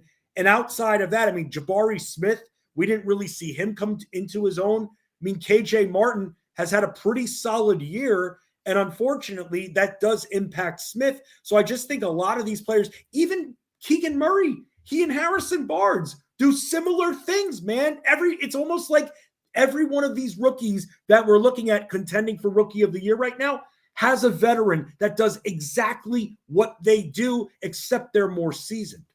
Yeah, and landing spot is very important. So it didn't work out for a lot of these guys where we knew Banchero, he would be the guy there in Orlando. I thought, and I was giving an outside chance to Mark Williams because I thought, I was so proud of the Hornets for drafting this guy. Then they didn't start him. Plumlee was good, though. And he was. You're right. Mason Plumlee was good. The stats were pretty good, but his defensive impact was among the worst in the entire league. And they did what they had to do. They got trade value for him. That was the name of the game and the plan. And they really slow played Williams. Now we're just starting to see Williams. Jalen Duren. I think he ended up getting traded. That as a pick, he ended up getting traded to the Pistons. Pistons took him. Thought that was pretty smart. And it was even smarter when they moved Isaiah Stewart to power forward for him. I was really excited about him. But then what happens? Trade deadline comes. They trade for James Wiseman, who they're clearly, for some reason, more excited about than Jalen Duren. And now with Jalen Duren, he's been dealing with the ankle injury, should play tonight. All signs are pointing to him playing tonight. But with him, what kind of ceiling can Jalen Duren have when you now have Well, Stewart's going to miss the next 3 to 4 weeks. I mean, he's probably done. But you have, when Stewart's healthy, Stewart, Isaiah Livers, a healthy Marvin Bagley, Wiseman, Duran. Duran can't get any space in the rotation. I'm sure a move is going to be made. Yeah, again, that's why I thought just too many similarities here. You're right about Walker Kessler. And we've seen some good games. And I've been waiting to see if he's going to play, which he is going to play tonight, because you got to think about props, which we're going to talk about in just a little bit. A few weeks ago, when we last checked in on the Most Improved Player Award, you had the exact same odds for Lauri Markkanen and for Shai Gilgeous-Alexander. But then Shai Gilgeous-Alexander, now all of a sudden missing games at 24 years old. The guy can't play in a back-to-back. And Jalen Brunson, who we've been talking about, at plus 350 as well. He's made a big splash in the last couple of months here. So now Markkanen sits at minus 285. Do you think he has it locked up because of the duration of the season with how good he's been all-star season? Or you still think that Brunson at plus 350 very much live? I think Brunson still has a shot here because the Knicks are getting a lot of buzz. They're a trendy team, and Brunson has been phenomenal. So if the Knicks finish strong, I think there is a chance. I mean, SGA, I mean, he's sitting back-to-backs. What are we doing? I mean, come on, man. This team is right there. I mean, they realistically can get in the playing game. They really can. When you look at what's going on around the other teams now, it looks like Luka is going to be fine, but could miss some time. I mean, Dallas is 8 right now. You know, the Lakers seem to be trending in the right direction. They've won 7 of 10, and LeBron could be back. Pelicans are falling apart. I know they won yesterday, but they're 3-7 in the last 10, and I haven't seen any news on Brandon Ingram. And the Thunder are 1 game behind. They're 1 game behind the Pelicans, the Lakers, and they're 2.5 behind Dallas and 2.5 behind Minnesota. So, and only 3 behind the Clippers and Golden State. So it's crazy, but it seems like they are not going to push SGA. So that kind of hurts him. So I still think there's a chance Brunson can get it. There's something you said that just has frustrated me about the Thunder. And you're right. They have enough draft picks. What are they trying to do here? Trying to get more capital to trade them for more picks down the road? Try to get in. See if you can make something happen. I mean, maybe not right now, but wasn't this team for a good portion of the season one of the best teams when it came to defensive efficiency? Yeah, but again, I mean, is Jalen Williams really hurt, or are they sitting him? I don't know. He better play, man. I need him for my playoff game next week. Come on. Yeah, dude. Just bad. It's one thing with Detroit, who's not going anywhere, sitting at the bottom. I get it with them. Yes, but this team, I mean, with SGA in there, it makes a world of difference. So I don't know what's going on there, but SGA for Most Improved definitely has taken a hit there. Finally, 6th Man of the Year and Defensive Player of the Year. The odds shifting very quickly over the last week for this one, Roan, as Emmanuel Quickley is now the favorite at minus 165 on DraftKings. Brogdon, who at this point has been the incumbent all year long. This was my pick at the beginning of the year, now sits at plus 120 with what Quickley's done because Brunson's missed a few games and Quickley's come in lately and he's made an impact all year long. I mean, he's been a consistent double-digit scorer, especially when given the time. But, dude, you think Quickley is going to end up getting this award? This is all recency bias, man. Like, how does he all of a sudden go ahead of Brogdon? I mean, Quickley's numbers aren't even that good. I mean, 13.4 points per game, right? Right. Brogdon is at 14.6. Brogdon, 4.2 rebounds, 3.7 assists. Quickly, 4 and 3.2. 44.7% from the field for Quickly. Brogdon, 48.2%. Brogdon, 45.2% from three-point range. Quickly, 36.4%. What is happening here? What is happening? Like, this makes no sense. This is clearly recency bias because Quickly's numbers are not better than Brogdon. And Boston's better than the Knicks. So where did this come from? I don't know. I would bet Brogdon at plus 120. Unless I stick with Brogdon here. He's made it. I don't get this at all, man. This is just basically the Knicks going on a tear and people like pushing Quickly over. And I know Brogdon sat like he didn't sit that many games, right? No. He missed a couple. No, but you're right. I mean, he hasn't. But here's the interesting thing. I guess, I know Brogdon had a bad game last night. No, He's had a couple bad games. Thing about Brogdon, Roan, is, and we've talked about this before, quickly, when Brunson's hurt, he starts. Brogdon still comes off the bench. I don't think that matters because it's all about, I told you, a certain number. So even if Quickly starts some more games, it's not going to matter. It's not like he's going to go over the threshold. So I don't think that's it. But I just don't get how all of a sudden, based on a handful of games, that Quickly moves ahead, because the overall numbers are better for Brogdon. And I think it's because, man, that nationally, I mean, I don't remember the exact date that Quickly went ahead. Last Sunday. Was it? I mean, no, really, was it? Because he had the 38 points in double overtime on national TV last Sunday in 55 minutes. I mean, the rest of the games, I mean, yeah, he's played well, but Brogdon's been the overall better player this year. So I don't understand how Quickly is favored now. I would vote Brogdon myself, but the other thing is too, it's not what you would vote, it's what the voters. And that's why they've had these straw polls once in a while, and they had one right around the All-Star break where everyone was picking Jokic, and that's why his numbers went up. The voters are telling you, hey, we're taking Jokic. So I think they had Quickly second in sixth man at that point. And that was a couple weeks ago. But this to me is just recency bias in the market overreacting, because Brogdon has the overall better numbers. Right. And Now he's on a better team. So how does Quickly move past them just based on one? Well, let me bring this wrinkle into it. So one of our producers, Isaiah Groves, who is questioning us. It doesn't matter. Well, okay. Let me ask you, look at the standings. Who's better, Boston or the Knicks? It doesn't matter if they're 0-3. Who's had the better year? Sometimes teams match up. You can't give it an award based on 3 games. I'm with you on that. Boston's 46-21. The Knicks are 39-28. It doesn't matter if they've beaten them 3 times recently. That doesn't mean anything. So if Jokic is 0-2 against Embiid, he doesn't get MVP? Right. That's what we're going to do? Exactly. Yeah. And do you think maybe from how Isaiah Groves, our producer, is thinking here, do you think maybe the voters might be, or do you think that people betting this might be thinking the same thing? Well, the Knicks have beat Boston a few times now. I don't know. I don't know if that's the case. It has to be, because I'm shocked that Malcolm Brogdon is not the favorite here at this point with 3-4 weeks left in the season. It's not like you could probably compare Quickly to, Norman Powell got hurt, but I'm sure even Norman Powell's numbers are better. That's the problem. I mean, I need to find someone else. But Powell was probably even better, his numbers. Let's see. To me, he had more of an impact. 16.6 points per game, 47% from the field, 41% from 3-point range. His numbers have been better than Quickly. Now, again, he's hurt, but you can find other guys.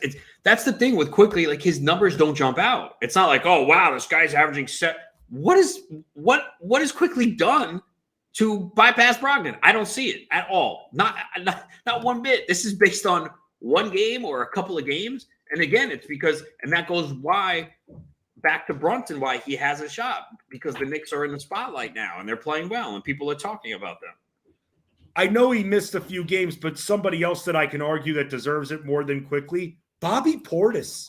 He's averaging nearly a double-double, and this guy barely plays 20 minutes a game.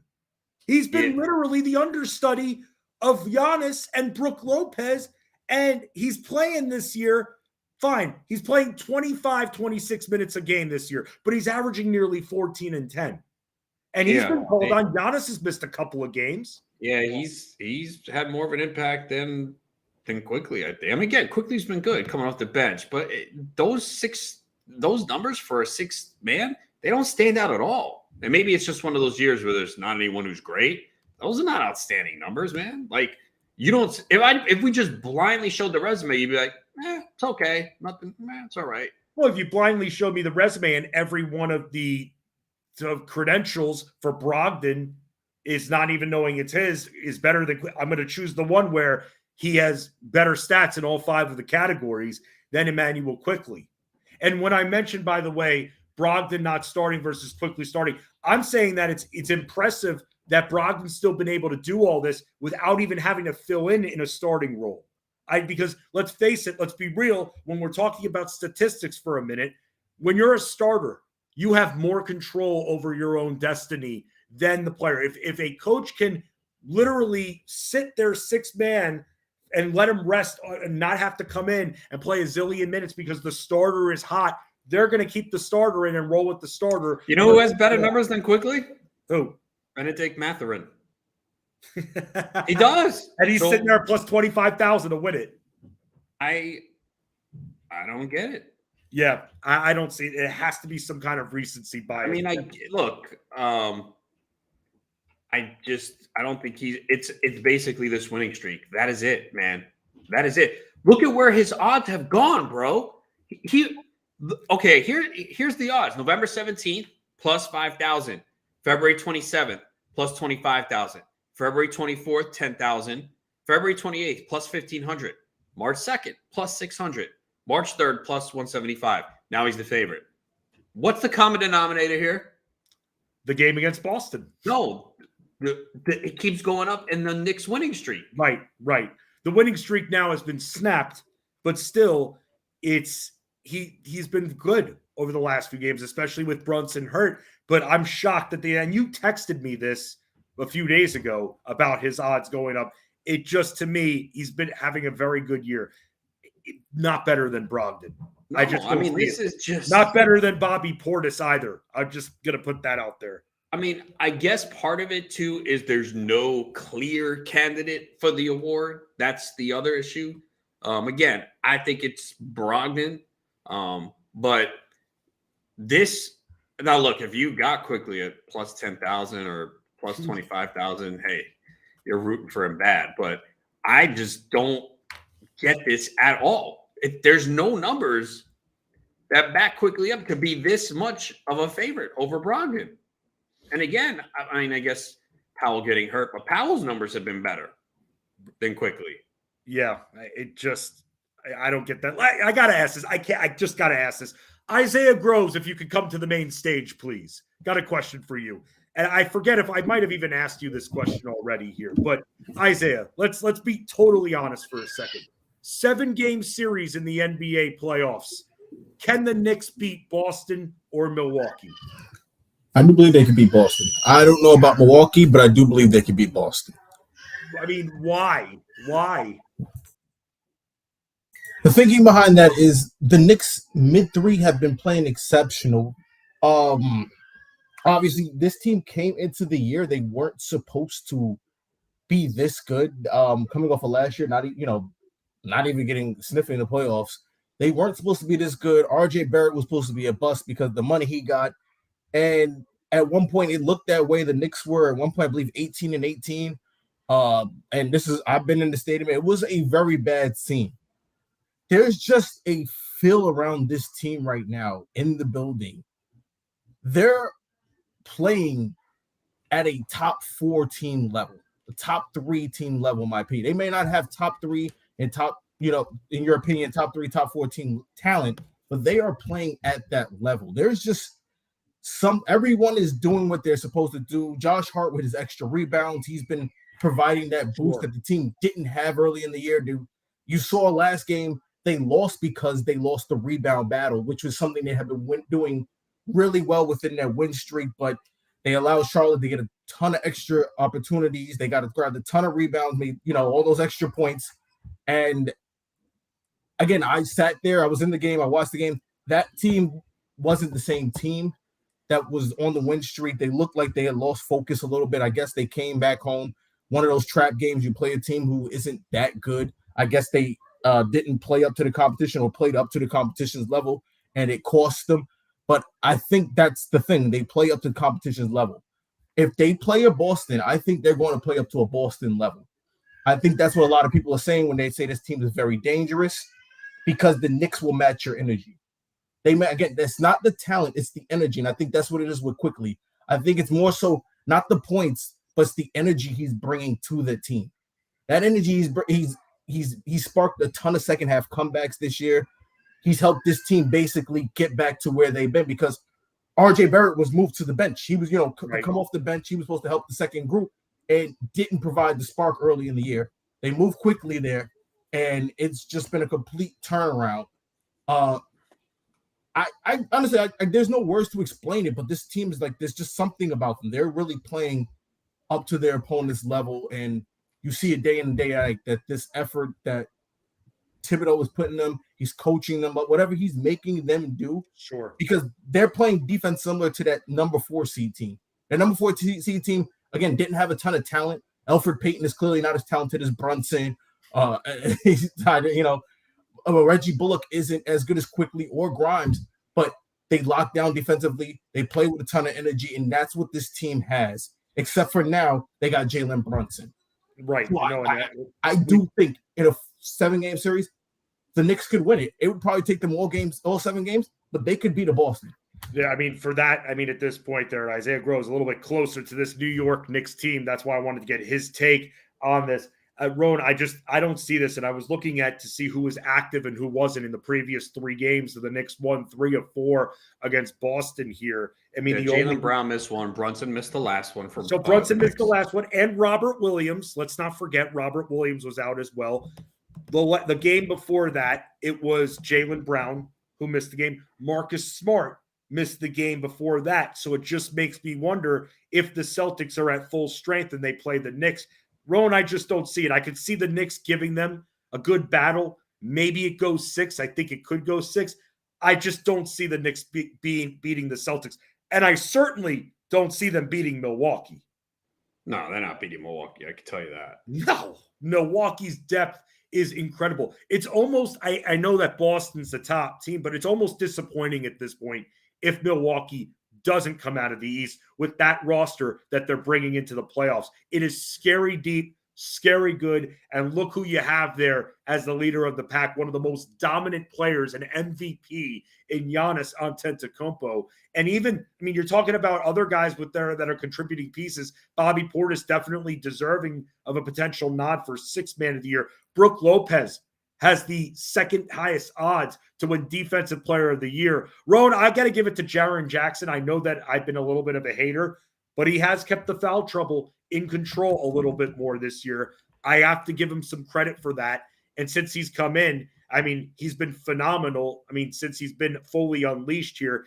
Brook Lopez has been pretty good as well, and we're not used to that because Brook Lopez, normally a guy who averages about 4 to 5 rebounds per game, but the impact, him playing tougher in the post, has been incredible. But you would still, if you were given an award, if you were voting, you'd still vote Jackson, right? Yeah, I think so. I guess there is a shot that Brook can come back, though. I guess a lot's going to depend on Memphis, and I haven't seen. Let me see.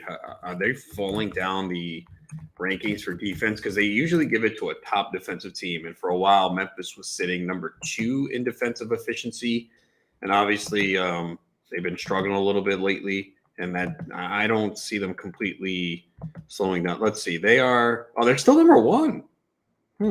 Milwaukee's 3. So it's probably going to be one of them. They usually give it to a player on one of the top defensive teams. We will have to see what happens with these player awards. A nice little spirited discussion, but the odds definitely shifting when it came to 6th man of the year. We had to discuss it now. Let's talk about tonight's slate of games. Already gave an opening bet for NBA action. Let's hit the rest of the marketplace and these matchups once again. And you can join, by the way, our fantasy football talk shows tonight starting at 7 p.m. Eastern with the High Stakes Fantasy Football Show hosted by Eric Balkman, followed by the Dynasty Nerds with Garrett Price at 9 p.m. Eastern. From coaching changes to NFL free agency, the scouting combine, and the draft, plus Dynasty League trade talk. Thursday nights are fantasy football nights at bettorsports.com and on YouTube, Twitter, Facebook, and Twitch at Bettor Network. Going to talk a little bit more about the Bettor Cast as well. You want prizes? You keep complaining about prizes. Well, guess what? Now you can win some prizes while watching these sports in real time. We'll give you more info and some proppies as well for this evening's slate of NBA games here on the Playbook on Bettor Sports Network. Bettor Sports Network. It's sports talk done better. Talk about your picks and your fantasy teams on Bettor Sports Network. The importance of checking out the site that you're playing on. Default rankings of these sites. A lot of times they don't get updated. I know from experience. I used to write default rankings for the NFBKC, the basketball version of the NFBC.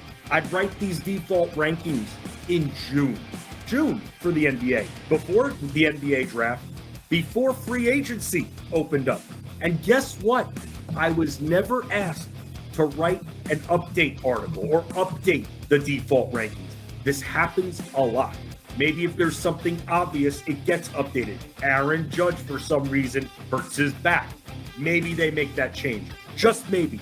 But you don't know that. And that's why it's just so important that you show up to your draft room or you do that pre-draft prep. We're all busy. We know we're about to devote a lot of time to our fantasy baseball drafts. Why not spend the extra 20 to 25 minutes to invest properly in your team, to go and see which of those players are way down default rankings? They're going to be different on all of these sites, and you're going to be looking at them and going, maybe their analysts think a certain player who shouldn't be in the top 100, who should be maybe even not even the top 200, will be in that top 100. You got to check that out. You got to know where you're playing, just like you got to know your format when you sign up for the league. It's just so crucial, and people just skip right over it. You think it's cool to show up to the draft room 3 minutes before the draft. Well, number one, it's not cool because the commissioner's trying to make sure it is organized, especially me, who runs auctions. You can't, it's one thing if someone doesn't show up for the snake draft. Oh, well, doesn't ruin it for everyone. Auctions, you can't have someone not show up. Auto bidding, auto auctioning, it ruins the sanctity of those drafts here, which is why I always recommend, hey, make it easy on your commissioner. Don't make them send those texts there. It's annoying. You shouldn't have to do that. Don't wait till the last minute and get in there about 20, 25 minutes before so you can just look up and down the entire default rankings list so you can make a queue out of that, Ron. And the reason I keep saying this is because people still show up 2-3 minutes before the draft, and that's it. In fact, in one of my auctions, people were asking me where certain players were, and I go, did you search their name? No, I just got in. Well, that's no excuse right there. That's your own fault. I mean, when you're organized, so you're a hard person to ask here. You're getting those questions. You're definitely, this is your preschool league, right? People don't know how to search player names. People freak out. They don't think. That's the problem. Because they show up 2 minutes before the draft. That's why. The Playbook with Fensty and Ronis, presented by FantasyAlarm.com. Weekdays at 5 Eastern on Bettor Sports Network.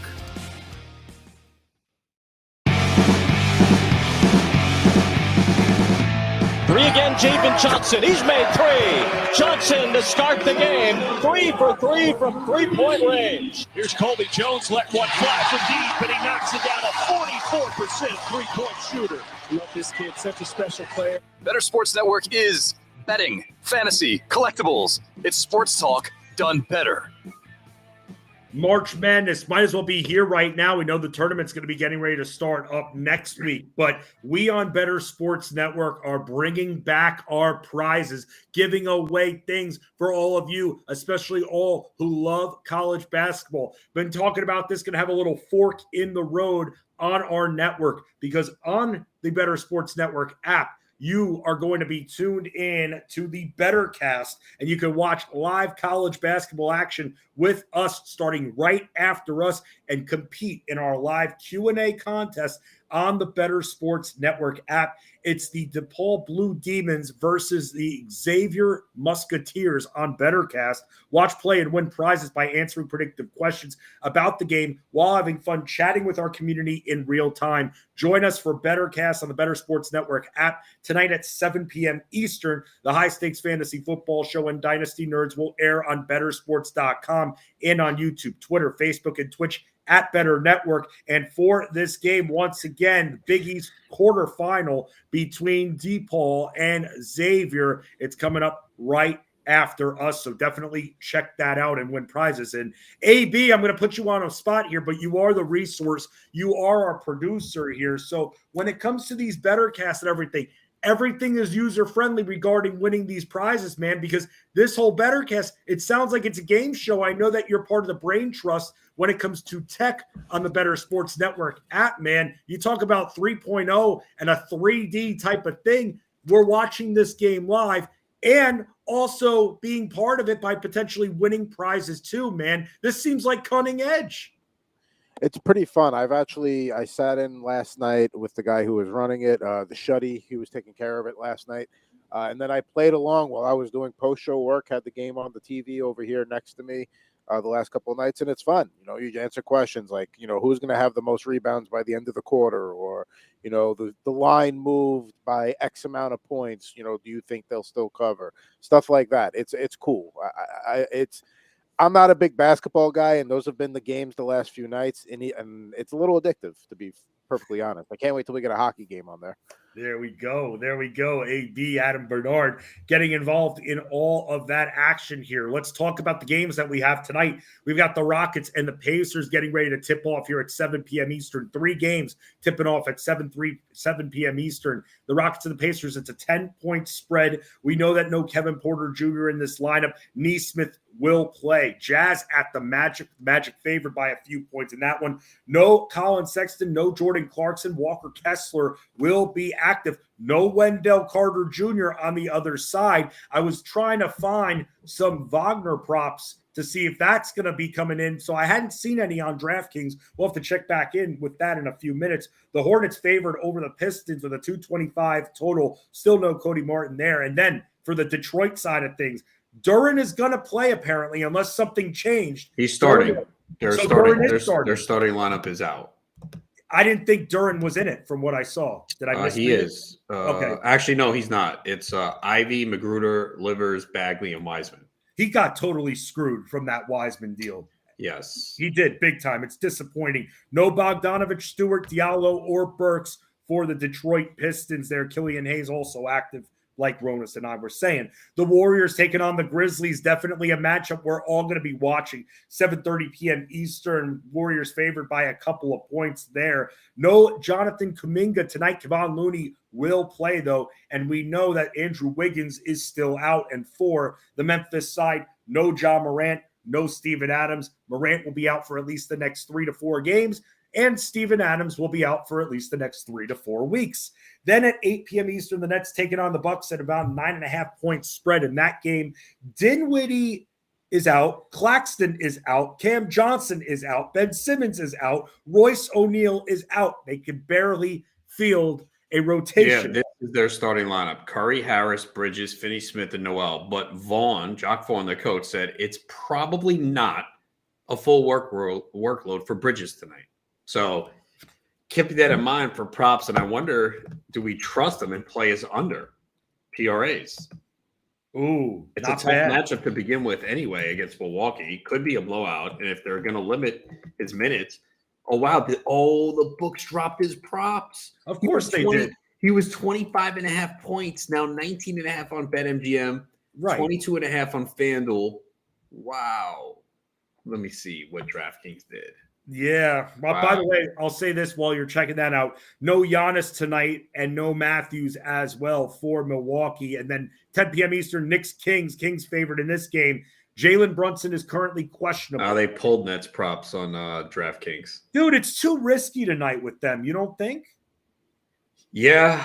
Well, I mean, if they put up Cam Thomas. That's not bad. Even if he comes off the bench, he's going to play. What about your boy Middleton, who you played the over on his points when they were at 17.5 and he smashed it? Now it's 20.5 at -1. I did do Holiday at over 20.5. You could also do his points and assists, 28.5. As I said, he's averaging 26 points with Giannis not playing this year. What do you like better, the points or the points and assists? I did the points. Okay. But yeah, I mean, both are fine. I mean, Brook Lopez could have a good game. Yes. Middleton. I mean, there's a lot of ways you can go. Is 20 points too high for him, or you think now that we've seen him get the minutes, that's doable? It depends if he starts. He's starting. You see their lineup? I saw a note put out there by Underdog that he's starting. Okay. Yeah. So according to Underdog, Middleton, this was released about 20 minutes ago. Middleton expected to remain in the starting lineup. They're normally pretty accurate.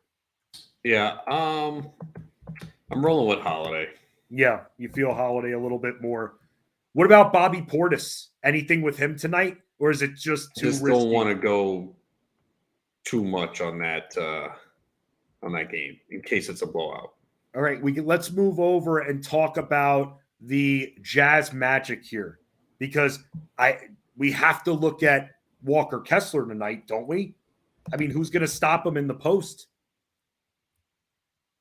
Look at what rebounds, blocks. You can look at the rebounds. I'm seeing his points. So his points are at 11.5, which is not bad. Wagner's is at 15.5. Give me a freaking break here. Come on. But his rebounds for Kessler tonight is sitting there it's at 10.5 at plus 105. Yeah. I mean, the Magic have actually been pretty good defensively. Right. Lately. But they're missing their center tonight.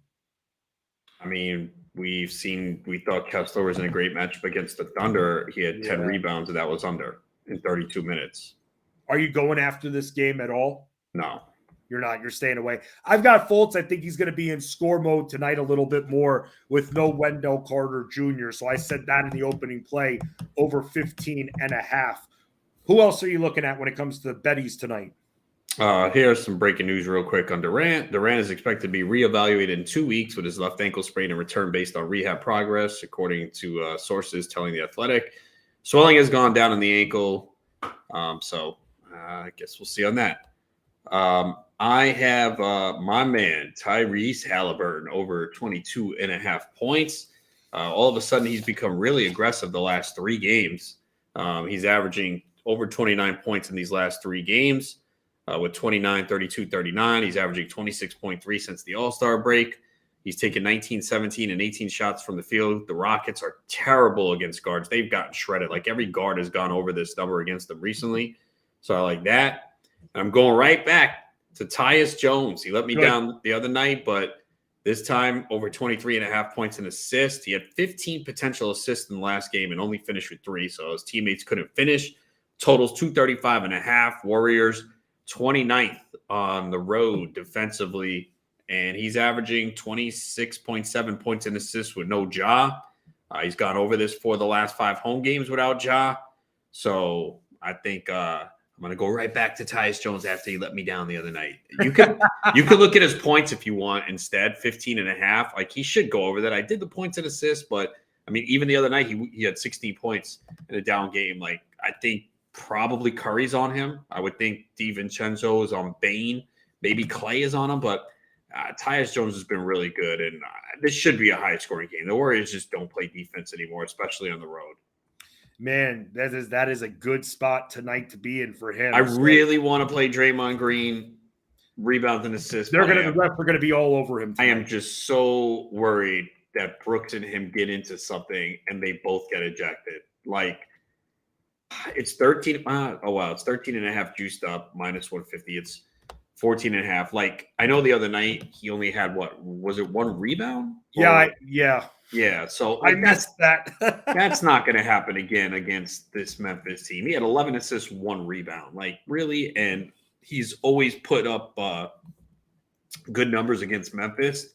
But, I mean, look, he's going to be pumped to play this game tonight. So I think he's going to come out with extra energy and try and put up big numbers. But, man, I am just so worried. These guys both talk a lot. We've seen Brooks kind of be dirty at times. I'm just at times. He's the dirtiest player in the game. Yeah, man. Like, okay, last time he faced Memphis, he had 13 rebounds, 7 assists. Adams was probably out then, January 25th. Yeah, Adams has been out that long, right? I don't think that long, no. The other game against Memphis, 13 rebounds, 13 assists. Those are the 2 games against Memphis this year. So, oh, man, I don't know. Do we play it or is it just too risky? It's a little risk. It's risky for me, bro. Yeah, but I mean, I think he goes over it. Just do me a favor. Slap me across the face here. You don't think? Okay, no. I was going to say you're not looking at Mo Wagner at all tonight, are you? No, I put him in the value vote because he was 4,400, I think, on FanDuel at 4,400. So yeah, in that situation, but no. Yeah. The number's too high. The points number is I see 14.5 and 15.5. What about points rebounds? I'm not messing with him. Yeah. He played 20 minutes the last game. Right. What about I think there's so many better spots tonight that you don't need to go there. What about Charlotte, Detroit? Yeah, that's interesting. Rozier, 21.5 is interesting. Jaden Ivey has been crushing it with assists. Now, Killian Hayes is back, but he's not. I don't think he cuts under too much. What is the number at? 5.5, 6.5 plus money. He's got, 13 and 12 the last 2 games. Although, is Charlotte really third in defensive efficiency since the All-Star break? I don't get that. I thought I saw that. And I was don't like, get wait, that. what? I mean, this is an ugly game, though. I mean, I know it's 2 bad teams. It's the lowest total of the night. I mean, look, Rozier and Oubre have been putting up big numbers. So I'd consider Rozier. I don't think I'm going to play it. 21.5 is not a bad number for him. But you can do that. It's a really good spot, man, for him. It's a solid number. He's played him 3 times this year, had at least 22 in all of them. He has 20 or more in 4 of his last 5 games. Right. And the Hornets weren't even scoring much in those games, but this spot, they should have a ceiling against that terrible Detroit defense. I don't think I'm going to play it, but that's not a bad play. Rockets Pacers, I mentioned Halliburton, Buddy Hield, 3.5 threes. Warriors, Curry again. Yeah, I mean, might as well to the moon, right? Yeah, I didn't do it yet. That's 7:30. I mean, I have Tyus Jones in that game. I have Drew Holiday and Knicks Kings, 239.5. Yeah, I mean, it's always a high total when Sacramento's on. Mitchell Robinson, did we go back to him? Yeah, I mean, honestly, Sabonis. I was thinking that direction too. Dude, you know what his PRs are? What are you seeing it at? 17.5. That's not bad. Yeah, it's a little juice. He still went over that last game, right? He had 18, right? Or am I thinking of someone else? He definitely had a down. Against Charlotte, he had 22. He had the bad matchup against the Heat. He had 7. He had 27 against the Celtics, 22 against Charlotte, 23 against the Nets, 23 against Boston, 24 against the Pelicans, 22 against. Yeah, man. I mean, how is it 17.5? I don't know. I'm looking up some stats right now to see if maybe they've improved lately defensively. Yeah. That's not bad either.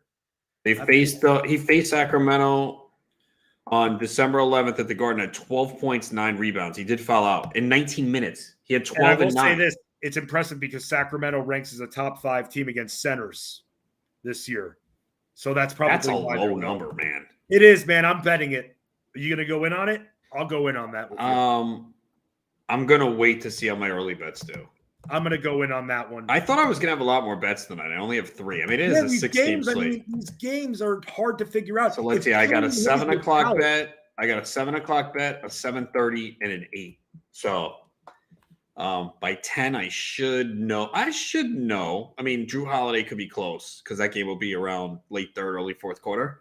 Right. But I should know about Tyus, and I'll definitely know about Halliburton by 10. Final player, nothing on Wiseman for you, right? No. Okay. Coming off the 21 point. Who knows what's going to happen with that rotation? Yeah, that's the problem. I mean, he struggles early. They pull him. Right. Then Bagley's hitting everything. Then he's done. And Jalen Green's kind of interesting tonight, but I have a feeling you're like always interested in Jalen Green. I haven't been playing him much, no. The numbers went high for him but then he went out. He got hurt. Oh, man, I kind of want to play the under on Bridges, but I'm scared. I just bet the Robinson prop, by the way. So let's go. Very cheap wager on it, too. I'd be so mad if Draymond goes over. Dude, but your thinking is right. Yeah. The refs have to be aware that there's major public beef between him and Dylan Brooks. You know, it has to be. You know they're going to talk trash to each other. Of course, something's going to happen. But the refs better not call the game too tight. You know what? Mitchell Robinson, I got 18.5 PRAs too. Better juice. 18.5 PRAs is better juice. There you go. Florida's got the oranges, but Ronas has got the juice here. We thank all of you, including our producers, AB The Resource, Adam Bernard, Isaiah Groves. He's Ronas. I'm Fetzy. We're back tomorrow, 5 p.m. Eastern. Let's win.